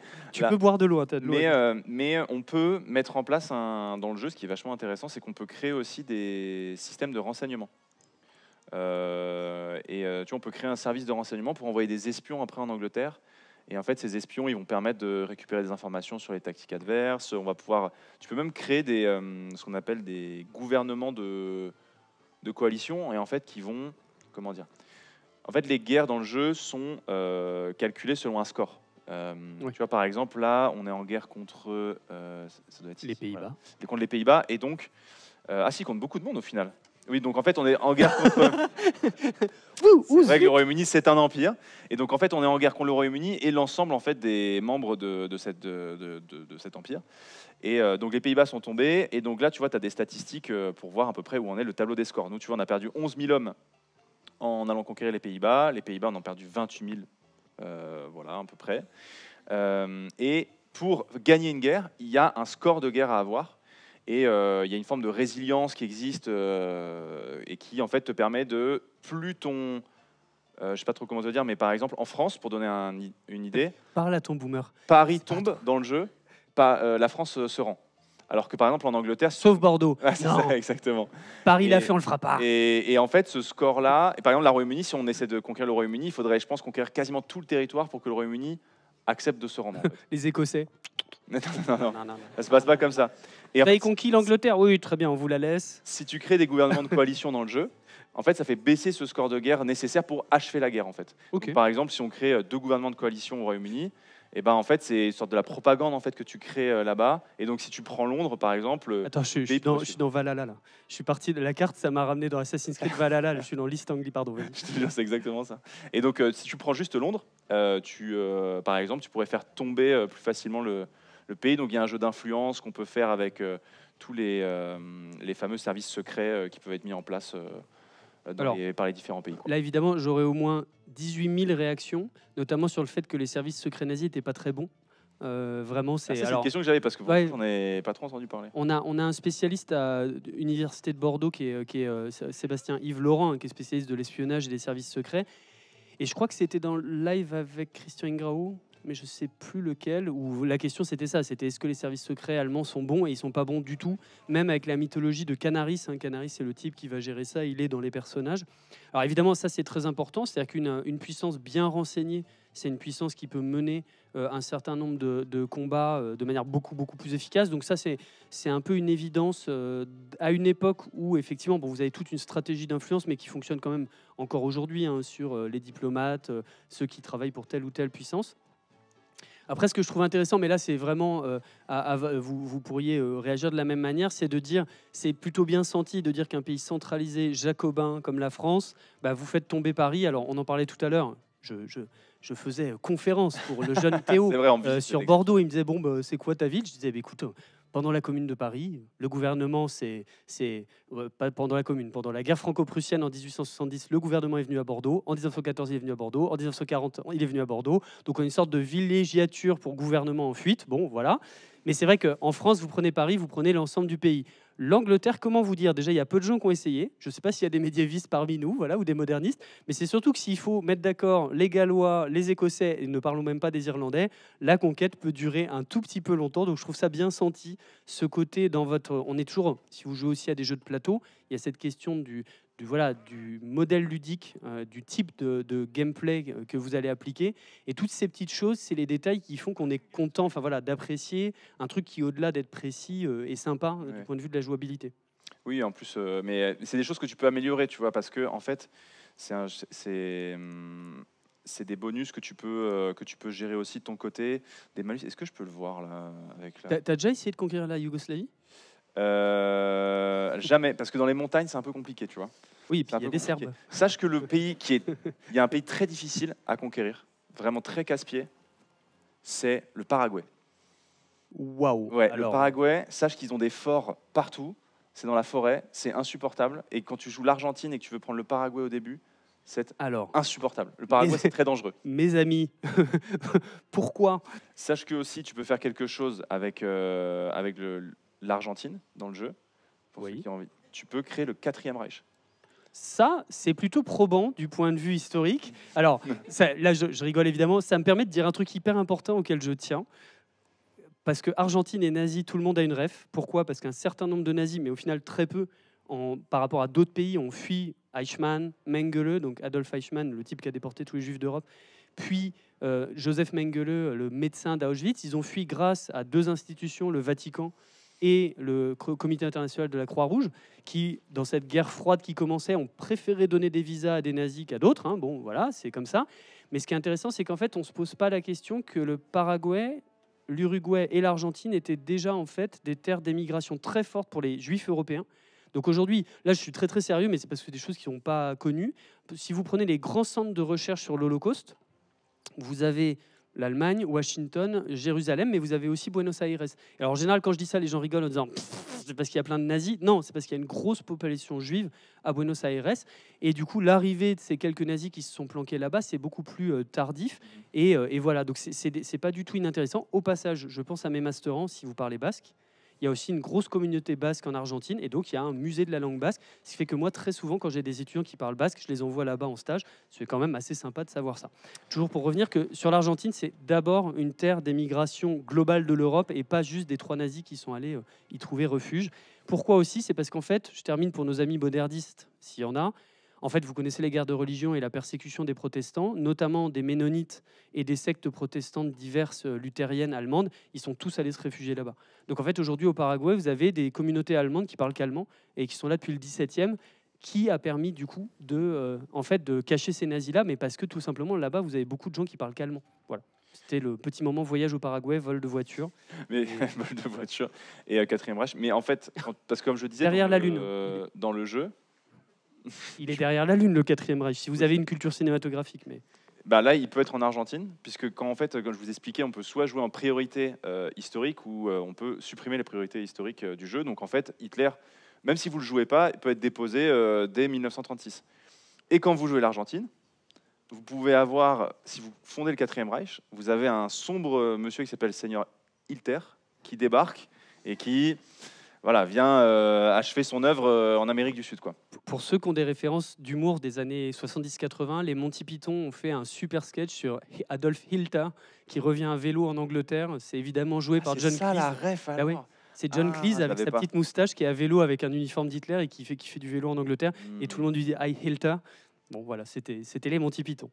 Mais bon, là on parle du 4e Reich, bien évidemment, vous avez tous la référence de de Kung Fury. Ok, voilà, bon, ça c'est fait. Soit effectivement des films de nazis zombies qui se passent derrière la Lune, qui sont un pan à part entière de la culture populaire nazie. Alors si vous voulez lire un livre, malheureusement il n'est pas traduit en français, il est soit en allemand, soit en anglais, qui s'appelle Hi Hitler, Hitler in the Popular Culture. Donc Hitler dans la culture populaire. C'est, en fait, là j'en parle pour rigoler, mais c'est aussi via cet aspect-là que beaucoup de gens viennent à s'intéresser au Troisième Reich et à la dictature nazie. Donc c'est pour ça qu'il faut un peu tout connaître. Et donc dans la cinématographie nazie, vous avez les nazis zombies, qui sont souvent d'ailleurs un mode de jeu de Call of Duty pour tirer dans les pixels de manière un peu plus décomplexée. Le Sussex. Ouais, donc j'ai recruté un espion pour qu'il aille espionner et créer un réseau d'espionnage du côté de Londres, comme ce sont nos ennemis. Je sais pas du tout quelle heure il est. On est tranquille. Ok. On est vraiment, on a encore 3 heures. Mais non. Et ouais, tranquille. On est Tout le monde est d'accord, ils n'ont pas mangé. On est large. On est large. Alors, il est 7h moins le quart, mon ami. Et donc, on est, en comptant un quart d'heure de questions, si ça va à la foule de l'Assemblée Générale, bref, on a encore bien 20 minutes, 25 minutes, une demi-heure pour attaquer ce que tu veux. Ok, il va falloir être très rapide si on veut pouvoir. Écoute, on va essayer ce qu'on va essayer de faire. Le Danemark propose un accord commercial. Ça paraît totalement logique. Mais non. Si. Ok. Je vous expliquerai pourquoi après. Mais oui. On l'accepte, ce serait. Oui, enfin, qu'en pensez-vous? Nos amis danois qui sont quand même pas très. On a pris le Danemark. Alors, le Danemark, c'est le pays qui a été conquis le plus rapidement par les nazis et c'est un pays totalement. Comment dire, c'est une exception à l'échelle de l'ensemble de l'Europe. C'est le seul pays qui n'a pas donné ses juifs et qui a réussi à. C'est très compliqué à expliquer le Danemark parce qu'ils sont très proches culturellement de l'Allemagne. C'est le Schleswig-Holstein conquis par Bismarck en 1863, la guerre des duchés, tout ça, pour ceux qui se souviennent. Et en fait, le Danemark va réussir à faire ce qu'aucun autre pays n'a réussi, c'est-à-dire en même temps à donner des gages, mais à résister sur un certain nombre de thématiques, notamment sur la question de la déportation des Juifs danois. Et donc, bon, ça, je ne vais pas rentrer, ce n'est pas l'objet. Et puis, encore une fois, la Shoah n'est pas au cœur du jeu, mais vous avez plusieurs exceptions à l'échelle européenne dans la destruction des Juifs d'Europe. Vous avez ce qu'on appelle l'exception danoise, 0 Juifs tués. Vous avez l'exception hollandaise, 100%. Des Juifs tués. Pourquoi? Ça renvoie à la carte. Vous voyez, bon, on peut aller très loin sur un support comme ça. Tu as bien montré quand tu as conquis les Pays-Bas, etc., et que tu pouvais mettre un Reich-Commissariat sur la Belgique et le nord de la France. Cette occupation-là, elle n'a pas été faite par des civils, elle a été faite notamment par la SS, qui avait beaucoup plus de pouvoir que dans d'autres zones d'occupation, ce qui vous explique comment tous les Juifs hollandais ont été déportés et tués. Et la dernière exception, elle ressemble un peu à la France, c'est l'exception bulgare. Les Bulgares, il y a un mythe en Bulgarie actuellement, et vous voyez à quel point la Shoah était une politique complètement européenne. Les Bulgares, aujourd'hui, encore aujourd'hui dans la mémoire bulgare, se targuent, se vantent d'avoir sauvé tous leurs Juifs. Et c'est une fierté en disant les autres pays les ont donnés. Et en fait, très récemment, ils ont sauvé les Juifs bulgares, ça c'est vrai.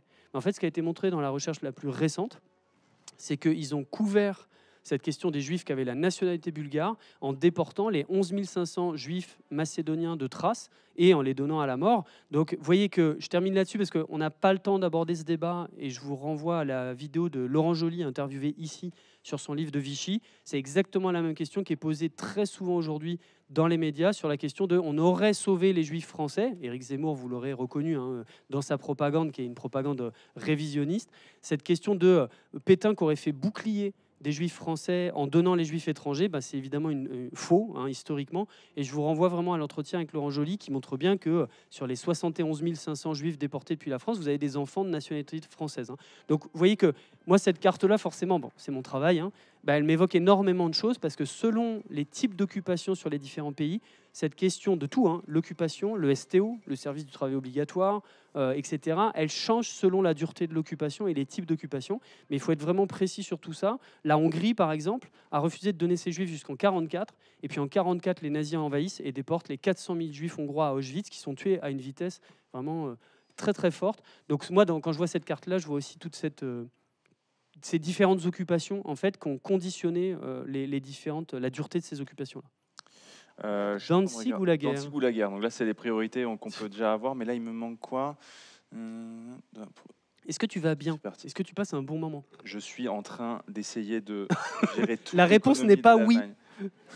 Et en fait, c'est vrai que c'est des jeux qui sont incroyables, les jeux paradoxes, mais c'est vrai que tu es là et tu es en mode attends, là, il y a tellement de choses à gérer, mais c'est des jeux qui sont tellement passionnants, chronophages et tout. Et en fait, j'aime trop. Je suis juste en train de gérer mon truc. J'oublie qu'il y a 100 personnes et je suis en mode ok, ça parle un peu de je suis en charentaise. Je suis en charentaise chez moi, en bureau, mais non, c'est des jeux qui sont très, très prenants et très chouettes. Et surtout, t'as tellement s'il y a des joueurs dans la salle, je crois qu'il y en a certains, t'as tellement de trucs à voir, à gérer, mais c'est super intéressant de voir à quel point est-ce qu'ils ont réussi à amener de l'historicité, Parfois, ils se sont trompés, mais bon, après, c'est toujours pour le bien-être du gameplay, on va dire. Quoi, Ouais, bien sûr. Bon, ça, et de la cohérence. Donc, toujours classique. Hein. Le gameplay prend toujours le pas sur la réalité historique, hein. Quel que soit l'argument commercial qui vise à vous vendre des samouraïs japonais, afro-américains des années du XIVe siècle, etc. J'ai pas joué, donc je peux pas parler. Mais je reviens sur mes Serbes. Parce que je pense que j'ai fait un peu, j'ai teasé et je suis pas allé au bout. Tu peux pas aller au bout de la proposition, quoi. Je vous ai, le gars est saoulé, il renvoie la balle juste parce que. Pourquoi les Serbes, pourquoi la Yougoslavie et pourquoi vous parlez pas allemand aujourd'hui, hein? En 40, Hitler acte qu'il a perdu face à l'Angleterre, en tout cas de ce côté-là de la guerre. Dès très tôt, hein, juillet 40, il lance les opérations pour attaquer son allié, l'Union soviétique, dès 41. Et cette attaque-là, qui est Barbarossa avant Barbarossa, il la vise en mai 41. Mai 41. S'il avait attaqué en mai 41, si vous connaissez l'hiver russe, Napoléon, tout ça, en fait, on parlerait allemand. C'est-à-dire qu'il aurait réussi son coup. Sauf qu'il attaque le 22 juin 1941, c'est l'opération Barbarossa. Il attaque avec quasiment 2-3 mois de retard sur ce qu'il avait prévu. Il arrive aux portes de Moscou à septembre-octobre 41. Il commence à faire moins 35. Terminado. J'ai eu la chance d'interroger Olivier Viviorca, grand spécialiste de la Seconde Guerre mondiale, ici même. Et en tant que noob, ce qui est le cas pour ces questions-là, je lui disais... Quand Hitler a-t-il perdu la guerre? Et lui, qui est spécialiste, m'a répondu il a perdu le jour où il a déclaré la guerre à l'Union soviétique. Quand vous déclarez la guerre à un pays de 170 millions d'habitants, avec les ressources, etc., c'était déjà, dans une uchronie, c'était déjà perdu. Maintenant, pourquoi donc Hitler a pris 2 mois de retard? Eh bien, parce que si on regarde la carte, mais prends ton temps, fais tes trucs. T'inquiète. Benito Mussolini, et là je dis les termes, je dis armée italienne. Vous ici. je dis les termes, je dis armée italienne. Je peux m'arrêter là, je dis armée italienne. Wow, c'est dur. Benito Mussolini, qui a réussi à se faire battre par l'armée albanaise. Armée albanaise, déjà, voilà. En 1936, qui, alors là, je suis beaucoup plus sérieux, quand il a conquis l'Éthiopie en 1936, parce qu'il avait le seum, il voulait un empire colonial, il a commis des crimes de guerre atroces qui sont peu documentés. On sait peu que l'armée fasciste, quand ils attaquent le seul pays non colonisé d'Afrique, l'empire d'Haïlé Sélassié, hein, l'Éthiopie c'est pas rien à l'époque, ils utilisent des camps de concentration, des armes de guerre, des bombardements de gaz, hein, donc c'est pas du tout d'un côté le méchant Hitler et Mussolini qui aurait fait là encore des autoroutes, hein, on est face à une guerre très sale, mais en 40, Hitler a cette idée complètement folle d'attaquer la Grèce depuis l'Albanie. Donc le gars a réussi à se faire quasi tricard par l'Albanie, il attaque la Grèce. Et il attaque la Grèce. Il ne faut pas attaquer la Grèce, il arrive à perdre face à l'armée grecque. Armée grecque, 3e vanne. Et donc, qu'est-ce qui se passe? Il appelle Hitler en lui disant « Adolphe, j'ai un gros problème, je suis en train de perdre sur ton front arrière, je suis en train de perdre en Grèce. » Le gars dit ça, et Adolphe lui dit « Je vais venir t'aider. » Et il traverse la Yougoslavie. Et là, je ne sais pas si vous êtes déjà allé en Yougoslavie, en Serbie, en machin, c'est quand même très karstique, très montagneux. Donc, faire passer des panzers dans des trucs qui font 100 mètres d'aplomb, et c'est surtout les Serbes. Voilà, les Serbes qui vont lancer directement des mouvements de révolte et de résistance, les Tchétniks, du côté des résistances nationalistes, Tito du côté de la résistance communiste. Et je peux vous dire que Hitler, c'était une mauvaise idée, hein, ils s'en sortiront jamais.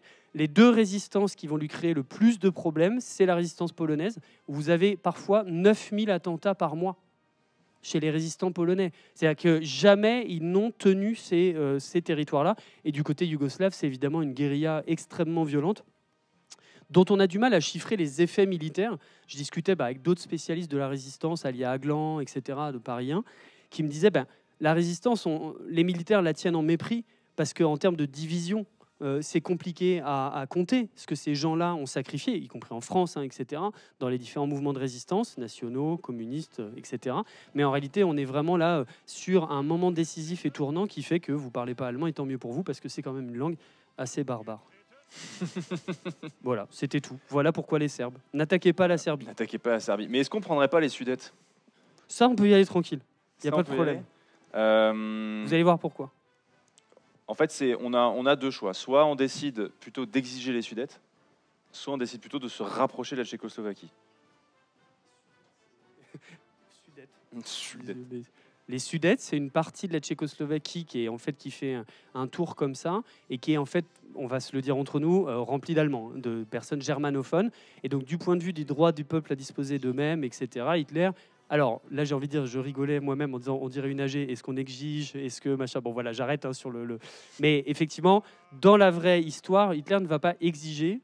Je peux raconter mon anecdote sur Bénèche? Je suis en train d'envoyer toute mon armée Là, sur la Tchécoslovaquie, tu as le temps. Je m'en occupe là de la. Bah, en fait, après avoir réussi l'Anschluss, qui veut dire fusion, union, qui était interdit par le traité de Versailles spécifiquement, Hitler donc passe à cette région que vous voyez ici, les Sudètes, qui est en fait tout le pourtour autour de Prague et qui est germanophone. Alors attention, un petit point qui n'est pas évident pour les gens dont c'est pas la spécialité. Hitler, il vient d'où? Hitler, il vient d'Autriche. Il est né à Braunau am Inn. Il est né en 1887 et il a connu pendant toute son adolescence et son enfance l'Empire austro-hongrois. Et il vomit cet Empire austro-hongrois parce que pour lui, c'est un océan de slavité qui oppresse la germanité autrichienne et de la Bohème. Donc en fait, si vous voulez, il a déjà une carte mentale très très très affirmée de ce que doit être la zone, parce que pour lui, en fait, l'Empire austro-hongrois était une aberration dans laquelle les Allemands, les Habsbourg, étaient noyés dans des Untermenschen, des sous-races slaves, les Tchécoslovaques en étant, effectivement, les Croates, le reste de l'Empire austro-hongrois aussi. Et donc cette question des Sudètes, elle est tranchée très rapidement en septembre-octobre 38, en septembre, puisqu'il y a la conférence de Munich où les Français et les Anglais vont laisser tomber la Tchécoslovaquie pour accepter que Hitler la désosse complètement. Et effectivement, c'est une immense défaite. Alors, quand vous entendez beaucoup parler de Munich aujourd'hui dans les réactions diplomatiques, c'est ça. C'est pourquoi, par pacifisme intégral, Daladier, Chamberlain ont vraiment reculé face à l'agression. Mais en même temps, c'est une question qui est encore actuelle. C'est-à-dire, qu'est-ce qu'on fait face à une puissance agressive? Et de fait, Daladier, alors c'est connu, Daladier revient, il me semble, à l'aéroport du Bourget. Il est accueilli en héros, comme s'il avait sauvé la paix. Il descend l'escalier en disant « les cons ». C'est-à-dire, lui, il sait qu'il a raté, qu'en fait, il a reculé pour aller dans le sens de son opinion publique face à Hitler, mais il sait très bien ce qui va se passer. Donc, alors, je pense que la phrase est citée, mais c'est peut-être apocryphe. Il a cette phrase de « ils n'ont rien compris ». Au passage, vous connaissez toujours Winston, toujours le plus grand alcoolique, le plus grand punchliner du XXe siècle. Winston Churchill a ce mot incroyable. Il dit « vous aviez le choix entre la guerre et le déshonneur. Vous avez choisi le déshonneur et vous aurez la guerre ». Ça, en copie, ça passe. Ça, c'est bien. Et sur l'alcoolisme de Winston Churchill, je renvoie à la liste de ce qu'il but historique, réel, de ce qu'il buvait par jour, qui est dans le livre de Paul Fussell, qui s'appelle « À la guerre ». Si on buvait comme lui, écoutez, mes aïeux, moi, je serais déjà à mort, en fait. Et voilà. Mais c'est Churchill, comme il est bien représenté dans The Crown, à boire du mauvais whisky à l'eau. Et ça, c'est quand même, pour un Anglais, c'est une grande déception. Nous avons exigé les Sudètes. Bon. Maintenant, est-ce qu'ils vont accepter? Ils n'ont pas le choix. Dans le jeu, c'est pas sûr. Là, peut y avoir un gros malaise en mode non. Et on est en guerre aussi contre les Sudètes et tous les alliés. Donc, c'est dur quand même. Là, ce serait dur. Voilà. Donc là, c'est le malaise. Donc là, ils refusent. Ils ont refusé, pardon. J'ai pas vu les lunettes. Ah zut. Flûte. Donc là, ils ont refusé. Donc maintenant, qu'est-ce qu'on fait? Est-ce qu'on les attaque pour forcer? Alors le seul truc, c'est qu'on est en guerre, Nico, contre le Royaume-Uni et toutes ses colonies, contre la France et la Tchécoslovaquie, etc. Ça commence à faire... et on n'a pas encore pris la Pologne, donc... Alors, faisons un peu d'histoire. Typiquement, je réponds... Alors, la phrase reste ici. Je réponds comme Hitler aurait répondu. Non mais, parce que là, il y a vraiment quelque chose d'historique à... C'est une histoire de contexte, en fait. Ça passe, en fait, là, dans ce contexte-là, on comprend. Le turn-up est intense. Et qu'est-ce que je veux dire? Mais en réalité, ce qui est intéressant là-dedans, évidemment, on est à 1000 km de la réalité historique, il n'y a rien qui va, ni la carte, ni tout ça. Bref, ils doivent accepter. Mais le choix dans lequel on est mis, c'est le choix d'Hitler pendant toutes les années 30. Et en fait, ce qui est intéressant du point de vue de ce gameplay, c'est que systématiquement, Hitler, soumis à ce genre même de choix, va toujours faire le choix de l'action la plus violente, etc. C'est-à-dire qu'en fait, il sait, par exemple, pour l'attaque de la Pologne, il sait, alors ça peut pouvoir paraître paradoxal, mais l'opinion allemande est contre la guerre.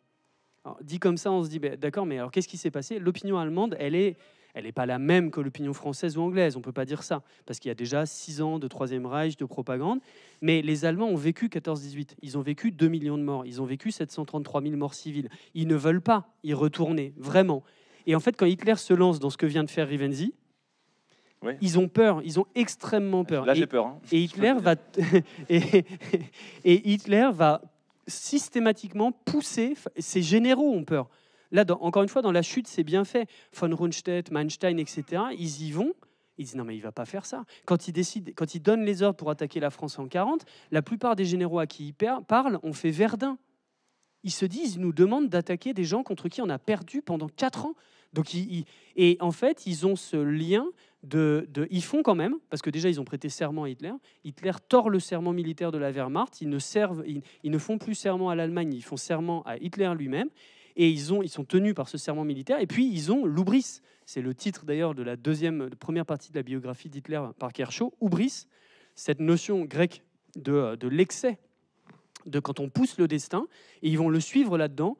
Et en 40, quand la France est conquise, là, les généraux vont mettre au vestiaire leur capacité critique. Ils se disent qu'ils sont face au plus grand génie militaire de l'époque parce qu'il a gagné. Et c'est pour ça qu'ils vont le suivre en 41 dans Barbarossa. Mais tu vois, tes questions qui sont de dire je vais me faire avoir avec mes 3 corps d'armée, mes 2 panzers, bah, à l'époque, Hitler était dans les mêmes questions. Enfin, alors, comme on dit quand on est historien, toute chose égale par ailleurs. On n'est pas en 2025, on n'est pas chez Mola, on n'est pas sur un jeu vidéo, mais ces questions de pousser son avantage, Hitler l'a fait systématiquement. C'est aussi pour ça qu'il attaque les États-Unis juste après Pearl Harbor. C'est lui qui attaque. Le 6-7, dans la nuit du 7 décembre 1941, les Japonais attaquent par surprise les États-Unis dans l'île sur Pearl Harbor, la base militaire. Il y a 2400 morts. Et les États-Unis, Roosevelt réplique tout de suite, alors qu'il avait une opinion totalement opposé à l'entrée en guerre. Dernier sondage d'opinion avant Pearl Harbor, 92% des Américains qui sont opposés à l'entrée en guerre, et il y va. Roosevelt y va, et Hitler dit, bon bah, vu qu'on est dans le pacte d'alliance avec le Japon, on y va aussi, et il déclare la guerre aux États-Unis. Et là, on fait, ok, là, vraiment, bon, pour le coup, si on fait de l'Uchronie, la guerre est vraiment perdue quand on attaque les 2 plus grandes puissances du monde à l'époque. On tente le coup sur la on peut tenter. Mais t'en es où? Ah, t'as pas attaqué? Vas-y. Il nous reste 10 minutes hors question. Oui, c'est pour ça. En fait, là, la partie peut très vite se terminer parce que si on se fait attaquer par... On aura les questions du public, t'inquiète. C'est sublime, mais allons-y. Il va être content de revenir à Bordeaux. Vraiment, là, on lui fait passer un moment incroyable. Enfin, je lui fais passer un moment incroyable. Du coup, ce qu'on va faire... Alors, en même temps, pour toute personne... mes plans, etc. Oui, dis-moi. Vas-y. Non, mais pour toute personne qui est allée en Tchécoslovaquie, je veux bien négocier, mais... En fait, ce qui risque de nous bloquer un petit peu, ce qui me fait un peu peur, c'est les montagnes, en fait. Et les montagnes, ça met des malus terrifiants. Donc, en fait, les petites bulles vertes, c'est quand, faut voir ça comme un grand jeu de plateau, quand vous êtes en guerre. Et en fait, si c'est en vert, c'est que vos divisions sont en train de gagner. Et c'est selon tout un truc de bonus, de malus. Ils font quoi, les Mickey? Les Mickey, ils attaquent. Et si c'est rouge, ça veut dire qu'au contraire, vous êtes en train de perdre, etc. Donc là, nous, on perd ici. Mais comme on est attaquant, il y a plus de chances qu'on perde que ce que l'on gagne. Donc, ça reste... Mais on les attend en Bavière. Bah, qu'ils viennent. On les attend à Leipzig. Bien sûr, à Leipzig. Donc on là, va leur faire un gros Oktoberfest. Là, tu vois, on est en train de pousser bien. Avant l'Oktoberfest... Caricature sur les Allemands totale. Parce qu'en fait, tu n'as pas besoin d'avancer partout, tu as juste besoin de percer par endroit. Oui. Tu vois. Et donc, du coup, si on arrive à passer ici, bah, tu vois, tu peux réussir après à prendre Brno. Et donc ça, après, c'est des nœuds logistiques aussi. Ça, c'est encore un truc compliqué, mais si vous prenez des grandes villes, vous... Ostrava, fonce sur Ostrava. Sur Ostrava? Ah ben, la plus grande usine sidérurgique de la région. Donc, on va essayer de... à visiter, je ne recommande pas. Ça ressemble à Libourne, mais un samedi soir très tard. Pourquoi c'est tout rouge? Parce que là, ça, c'est mon espace aérien. Parce que du coup, tu as aussi tout un travail autour de ce qui va être l'aviation et ce genre de choses. Et donc, avec l'aviation, tu dois prendre la supériorité. Ça fait partie des bonus et des malus, comme je disais. Et en fait, ces bonus-malus te permettent, avec l'aviation, c'est des bonus en plus. Et si tu as la supériorité aérienne, là, tu vois, ça vire au orange. Du coup, on a des bonus pour nos hommes qui sont au sol derrière. Ok. Alors, là, j'avoue, vous voyez, typiquement, on ne peut pas être spécialiste de tout. De sport, je pense que ça s'est vu. Ça me pose une colle. Je sais que, peut-être vous l'ignorez, mais quand il y a l'invasion de la Pologne, il y a une énorme préparation de bombardement aérien. Et donc ça, c'est très inédit à l'époque parce que les gens, encore une fois, sortent de 14-18 et en 14-18, il n'y a pas de bombardement. Il y a l'aviation biplan, des héros, des as de la guerre comme le Baron Rouge ou Gwyn Meyer. Et pour l'offensive de Pologne, il y a des bombardements massifs. Pour les Sudètes, j'avoue, il faut que je vérifie, je ne sais pas. La France vient de nous déclarer la guerre, mais tout va bien. Ça c'est pas très grave. Tout va bien. C'est pas très grave. Le temps qu'ils contournent la ligne Maginot, on est tranquille. C'est ce que je me dis aussi. 10 minutes, Alors, il faut qu'on tienne 10 minutes. En vrai, ce qui est assez drôle, c'est que dans les recherches les plus récentes sur la Seconde Guerre mondiale, le mythe de l'armée française très mauvaise en 40, qui n'était pas préparée, il est un peu en train de tomber. Je renvoie vers les vrais spécialistes actuellement, hein, Julie Legac, Guillaume Piketty, tous les chercheurs du Centre d'histoire de la guerre de Sciences Po, qui connaissent bien ça. Et donc le grand mythe de toute façon, l'armée était minée de l'intérieur. En réalité, il y a beaucoup plus de contingence. Ça s'est joué à peu de choses et les pertes allemandes sont très très fortes au début de l'offensive de 40. J'en profite pour dire que là, quand tu me disais 11 000 morts, 28 000 morts, vous m'avez peut-être vu sourire ou quoi, c'est typiquement quand on connaît ces gammes d'histoire de guerre mondiale, pourquoi ça me fait sourire? Tout simplement parce que typiquement en 14-18, sur le front ouest, c'est 1500 morts par jour. Sur le front est, en 41, c'est 5000 morts par jour. Donc vous voyez, sur les degrés de violence, là, 140 jours, 11 000 morts, c'est des taux de perte auxquels on n'est plus du tout habitué. Alors là c'est vraiment, je dis ça sans du tout provocation, acrimonie ni rien. Vous voyez bien qu'aujourd'hui, même dans la guerre en Ukraine, on parle de 20 morts par jour, etc. Parce que c'est des guerres qui ont complètement changé de manière de faire stratégique. À l'époque, notamment pendant la Seconde Guerre mondiale, on est sur des taux de mortalité qui sont énormes. C'est 2000, 3000, 4000 morts par jour, tous les jours, pendant 41, 42, 43, 45. Ce qui vous explique le bilan de la Seconde Guerre mondiale, à savoir 56 millions de morts, dont 26 millions de Russes. Ça, voilà, dans les grands équilibres à retenir, il faut penser à ça. La Tchécoslovaquie, à l'époque, moi, je rigolais en disant attaquer la Tchécoslovaquie, ça pose pas trop de problème parce qu'il faudrait déjà que les Slovaques et les Tchèques s'entendent. Donc ça, c'est typiquement un pays facile. C'est-à-dire vous lancez une pièce entre les deux, poup, et vous attendez que ça s'engueule. Mais je sais pas où on en est. Là, on avance. Pour le coup, là, j'ai réussi à faire une petite percée au sud de la Tchécoslovaquie. Donc tu vois, là, tu peux réussir à t'engouffrer parce qu'en fait, une fois qu'une unité est tombée, en fait, elle est en déroute. Et donc, si elle se remet sur ta route, tant qu'elle n'a pas reconstitué sa barre verte, en gros, qui est sa barre de vie, en fait, tu peux, on va dire, prendre ton avantage, quoi, tu vois. La barre de vie, tu peux faire du level up. Exactement. C'est vraiment, j'aime bien, c'est vraiment 60 ans. Qu'est-ce donc ces bons hommes? Alors, j'en profite juste pour vous faire réfléchir parce qu'on arrive un peu vers la fin, en attendant évidemment l'issue. Ouais, qui êtes-vous? Ça peut durer un petit peu quand même, donc je ne sais pas si on aura l'issue de cette bataille en Tchécoslovaquie. On va voir, mais... Qui êtes-vous quand vous jouez à ça? Là, je change complètement mon fusil d'épaule, c'est le cas de le dire. Dans les open world, vous avez cette question de votre avatar. Et ça a été travaillé, alors je vous l'indique, il y a une thèse de philosophie sur qui est-je, qui suis-je quand je joue. Qu'est-ce qu'on projette sur l'avatar? Quels sont les choix éthiques? Parce que bon, voilà, alors ça c'est des gros trucs sur le jeu vidéo. Le jeu vidéo est globalement, ça n'engage que moi, mais un petit frère, une petite sœur du cinéma, sauf que dans le cinéma, vous êtes déjà actif, pour toutes celles et ceux qui sont au cinéma chez nous, Clément Puget, etc. Vous êtes actif en tant que spectateur ou spectatrice, mais dans le jeu vidéo, vous êtes vraiment acteur de votre gameplay, et ça pose des questions éthiques. Dans ce qui est des open world, vous pouvez être n'importe qui, Lara Croft en pixel, des jeux plus contemporains, vous pouvez être... Mario, là le niveau de boomeritude augmente énormément. À chaque phrase, il augmente. Vous pouvez jouer à Animal Crossing. Moi, ce qui est intéressant... Bientôt c'est fini, bientôt on vous libère, etc. Mais ce qui est intéressant dans ce jeu-là, c'est qui vous êtes. C'est exactement comme pour ceux qui sont en littérature, qui est le narrateur. Est-ce que vous êtes sur un narrateur omniscient? Alors là, évidemment, on est l'Allemagne nazie, mais on est qui? Et on est une espèce de dieu, on est le chef d'armée des chefs d'armée, et c'est intéressant parce que ça fait des effets de réel. Ça peut être grisant de se dire je travaille sur tout ça, je gère un état. Et donc dans le jeu vidéo, il y a toujours cette question, et notamment le jeu vidéo historique, de qui est-on et qui incarne-t-on? Et ces choix éthiques, évidemment, ils sont de plein pied dans le choix du gameplay. C'est-à-dire dans Assassin's Creed Unity, Révolution française, vous sautez partout, vous rencontrez Robespierre, vous rencontrez Alexandre Dumas, etc. C'est très intéressant. Mais c'est toujours de se dire qu'est-ce que ça produit comme effet narratif. Et on est habitué en analyse littéraire et narratologique à se dire est-ce qu'on se projette dans un narrateur, un homme, une femme, narrateur omniscient ou pas. Dans le jeu vidéo, malheureusement ou pas, on va pas souvent assez loin dans cette question de cette projection, que ce soit dans le passé ou pas. C'est-à-dire qu'est-ce qu'on incarne, comment, quels sont les choix éthiques. Et là, je termine là-dessus parce qu'on ne l'a pas évoqué, mais évidemment, revient à la question de la Shoah. Les jeux vidéo, à leur immense majorité, ne s'aventurent pas sur la question de l'Holocauste. Et c'est logique, parce qu'en fait, c'est du ludique. Malgré tout, le jeu vidéo par rapport aux autres arts, le cinéma, la littérature, etc., il y a ce côté massivement entertainment, massivement ludique, où en fait, tous les jeux qui ont essayé de se saisir de la Shoah, jusqu'à très récemment, se sont plantés lamentablement en prenant des shitstorms.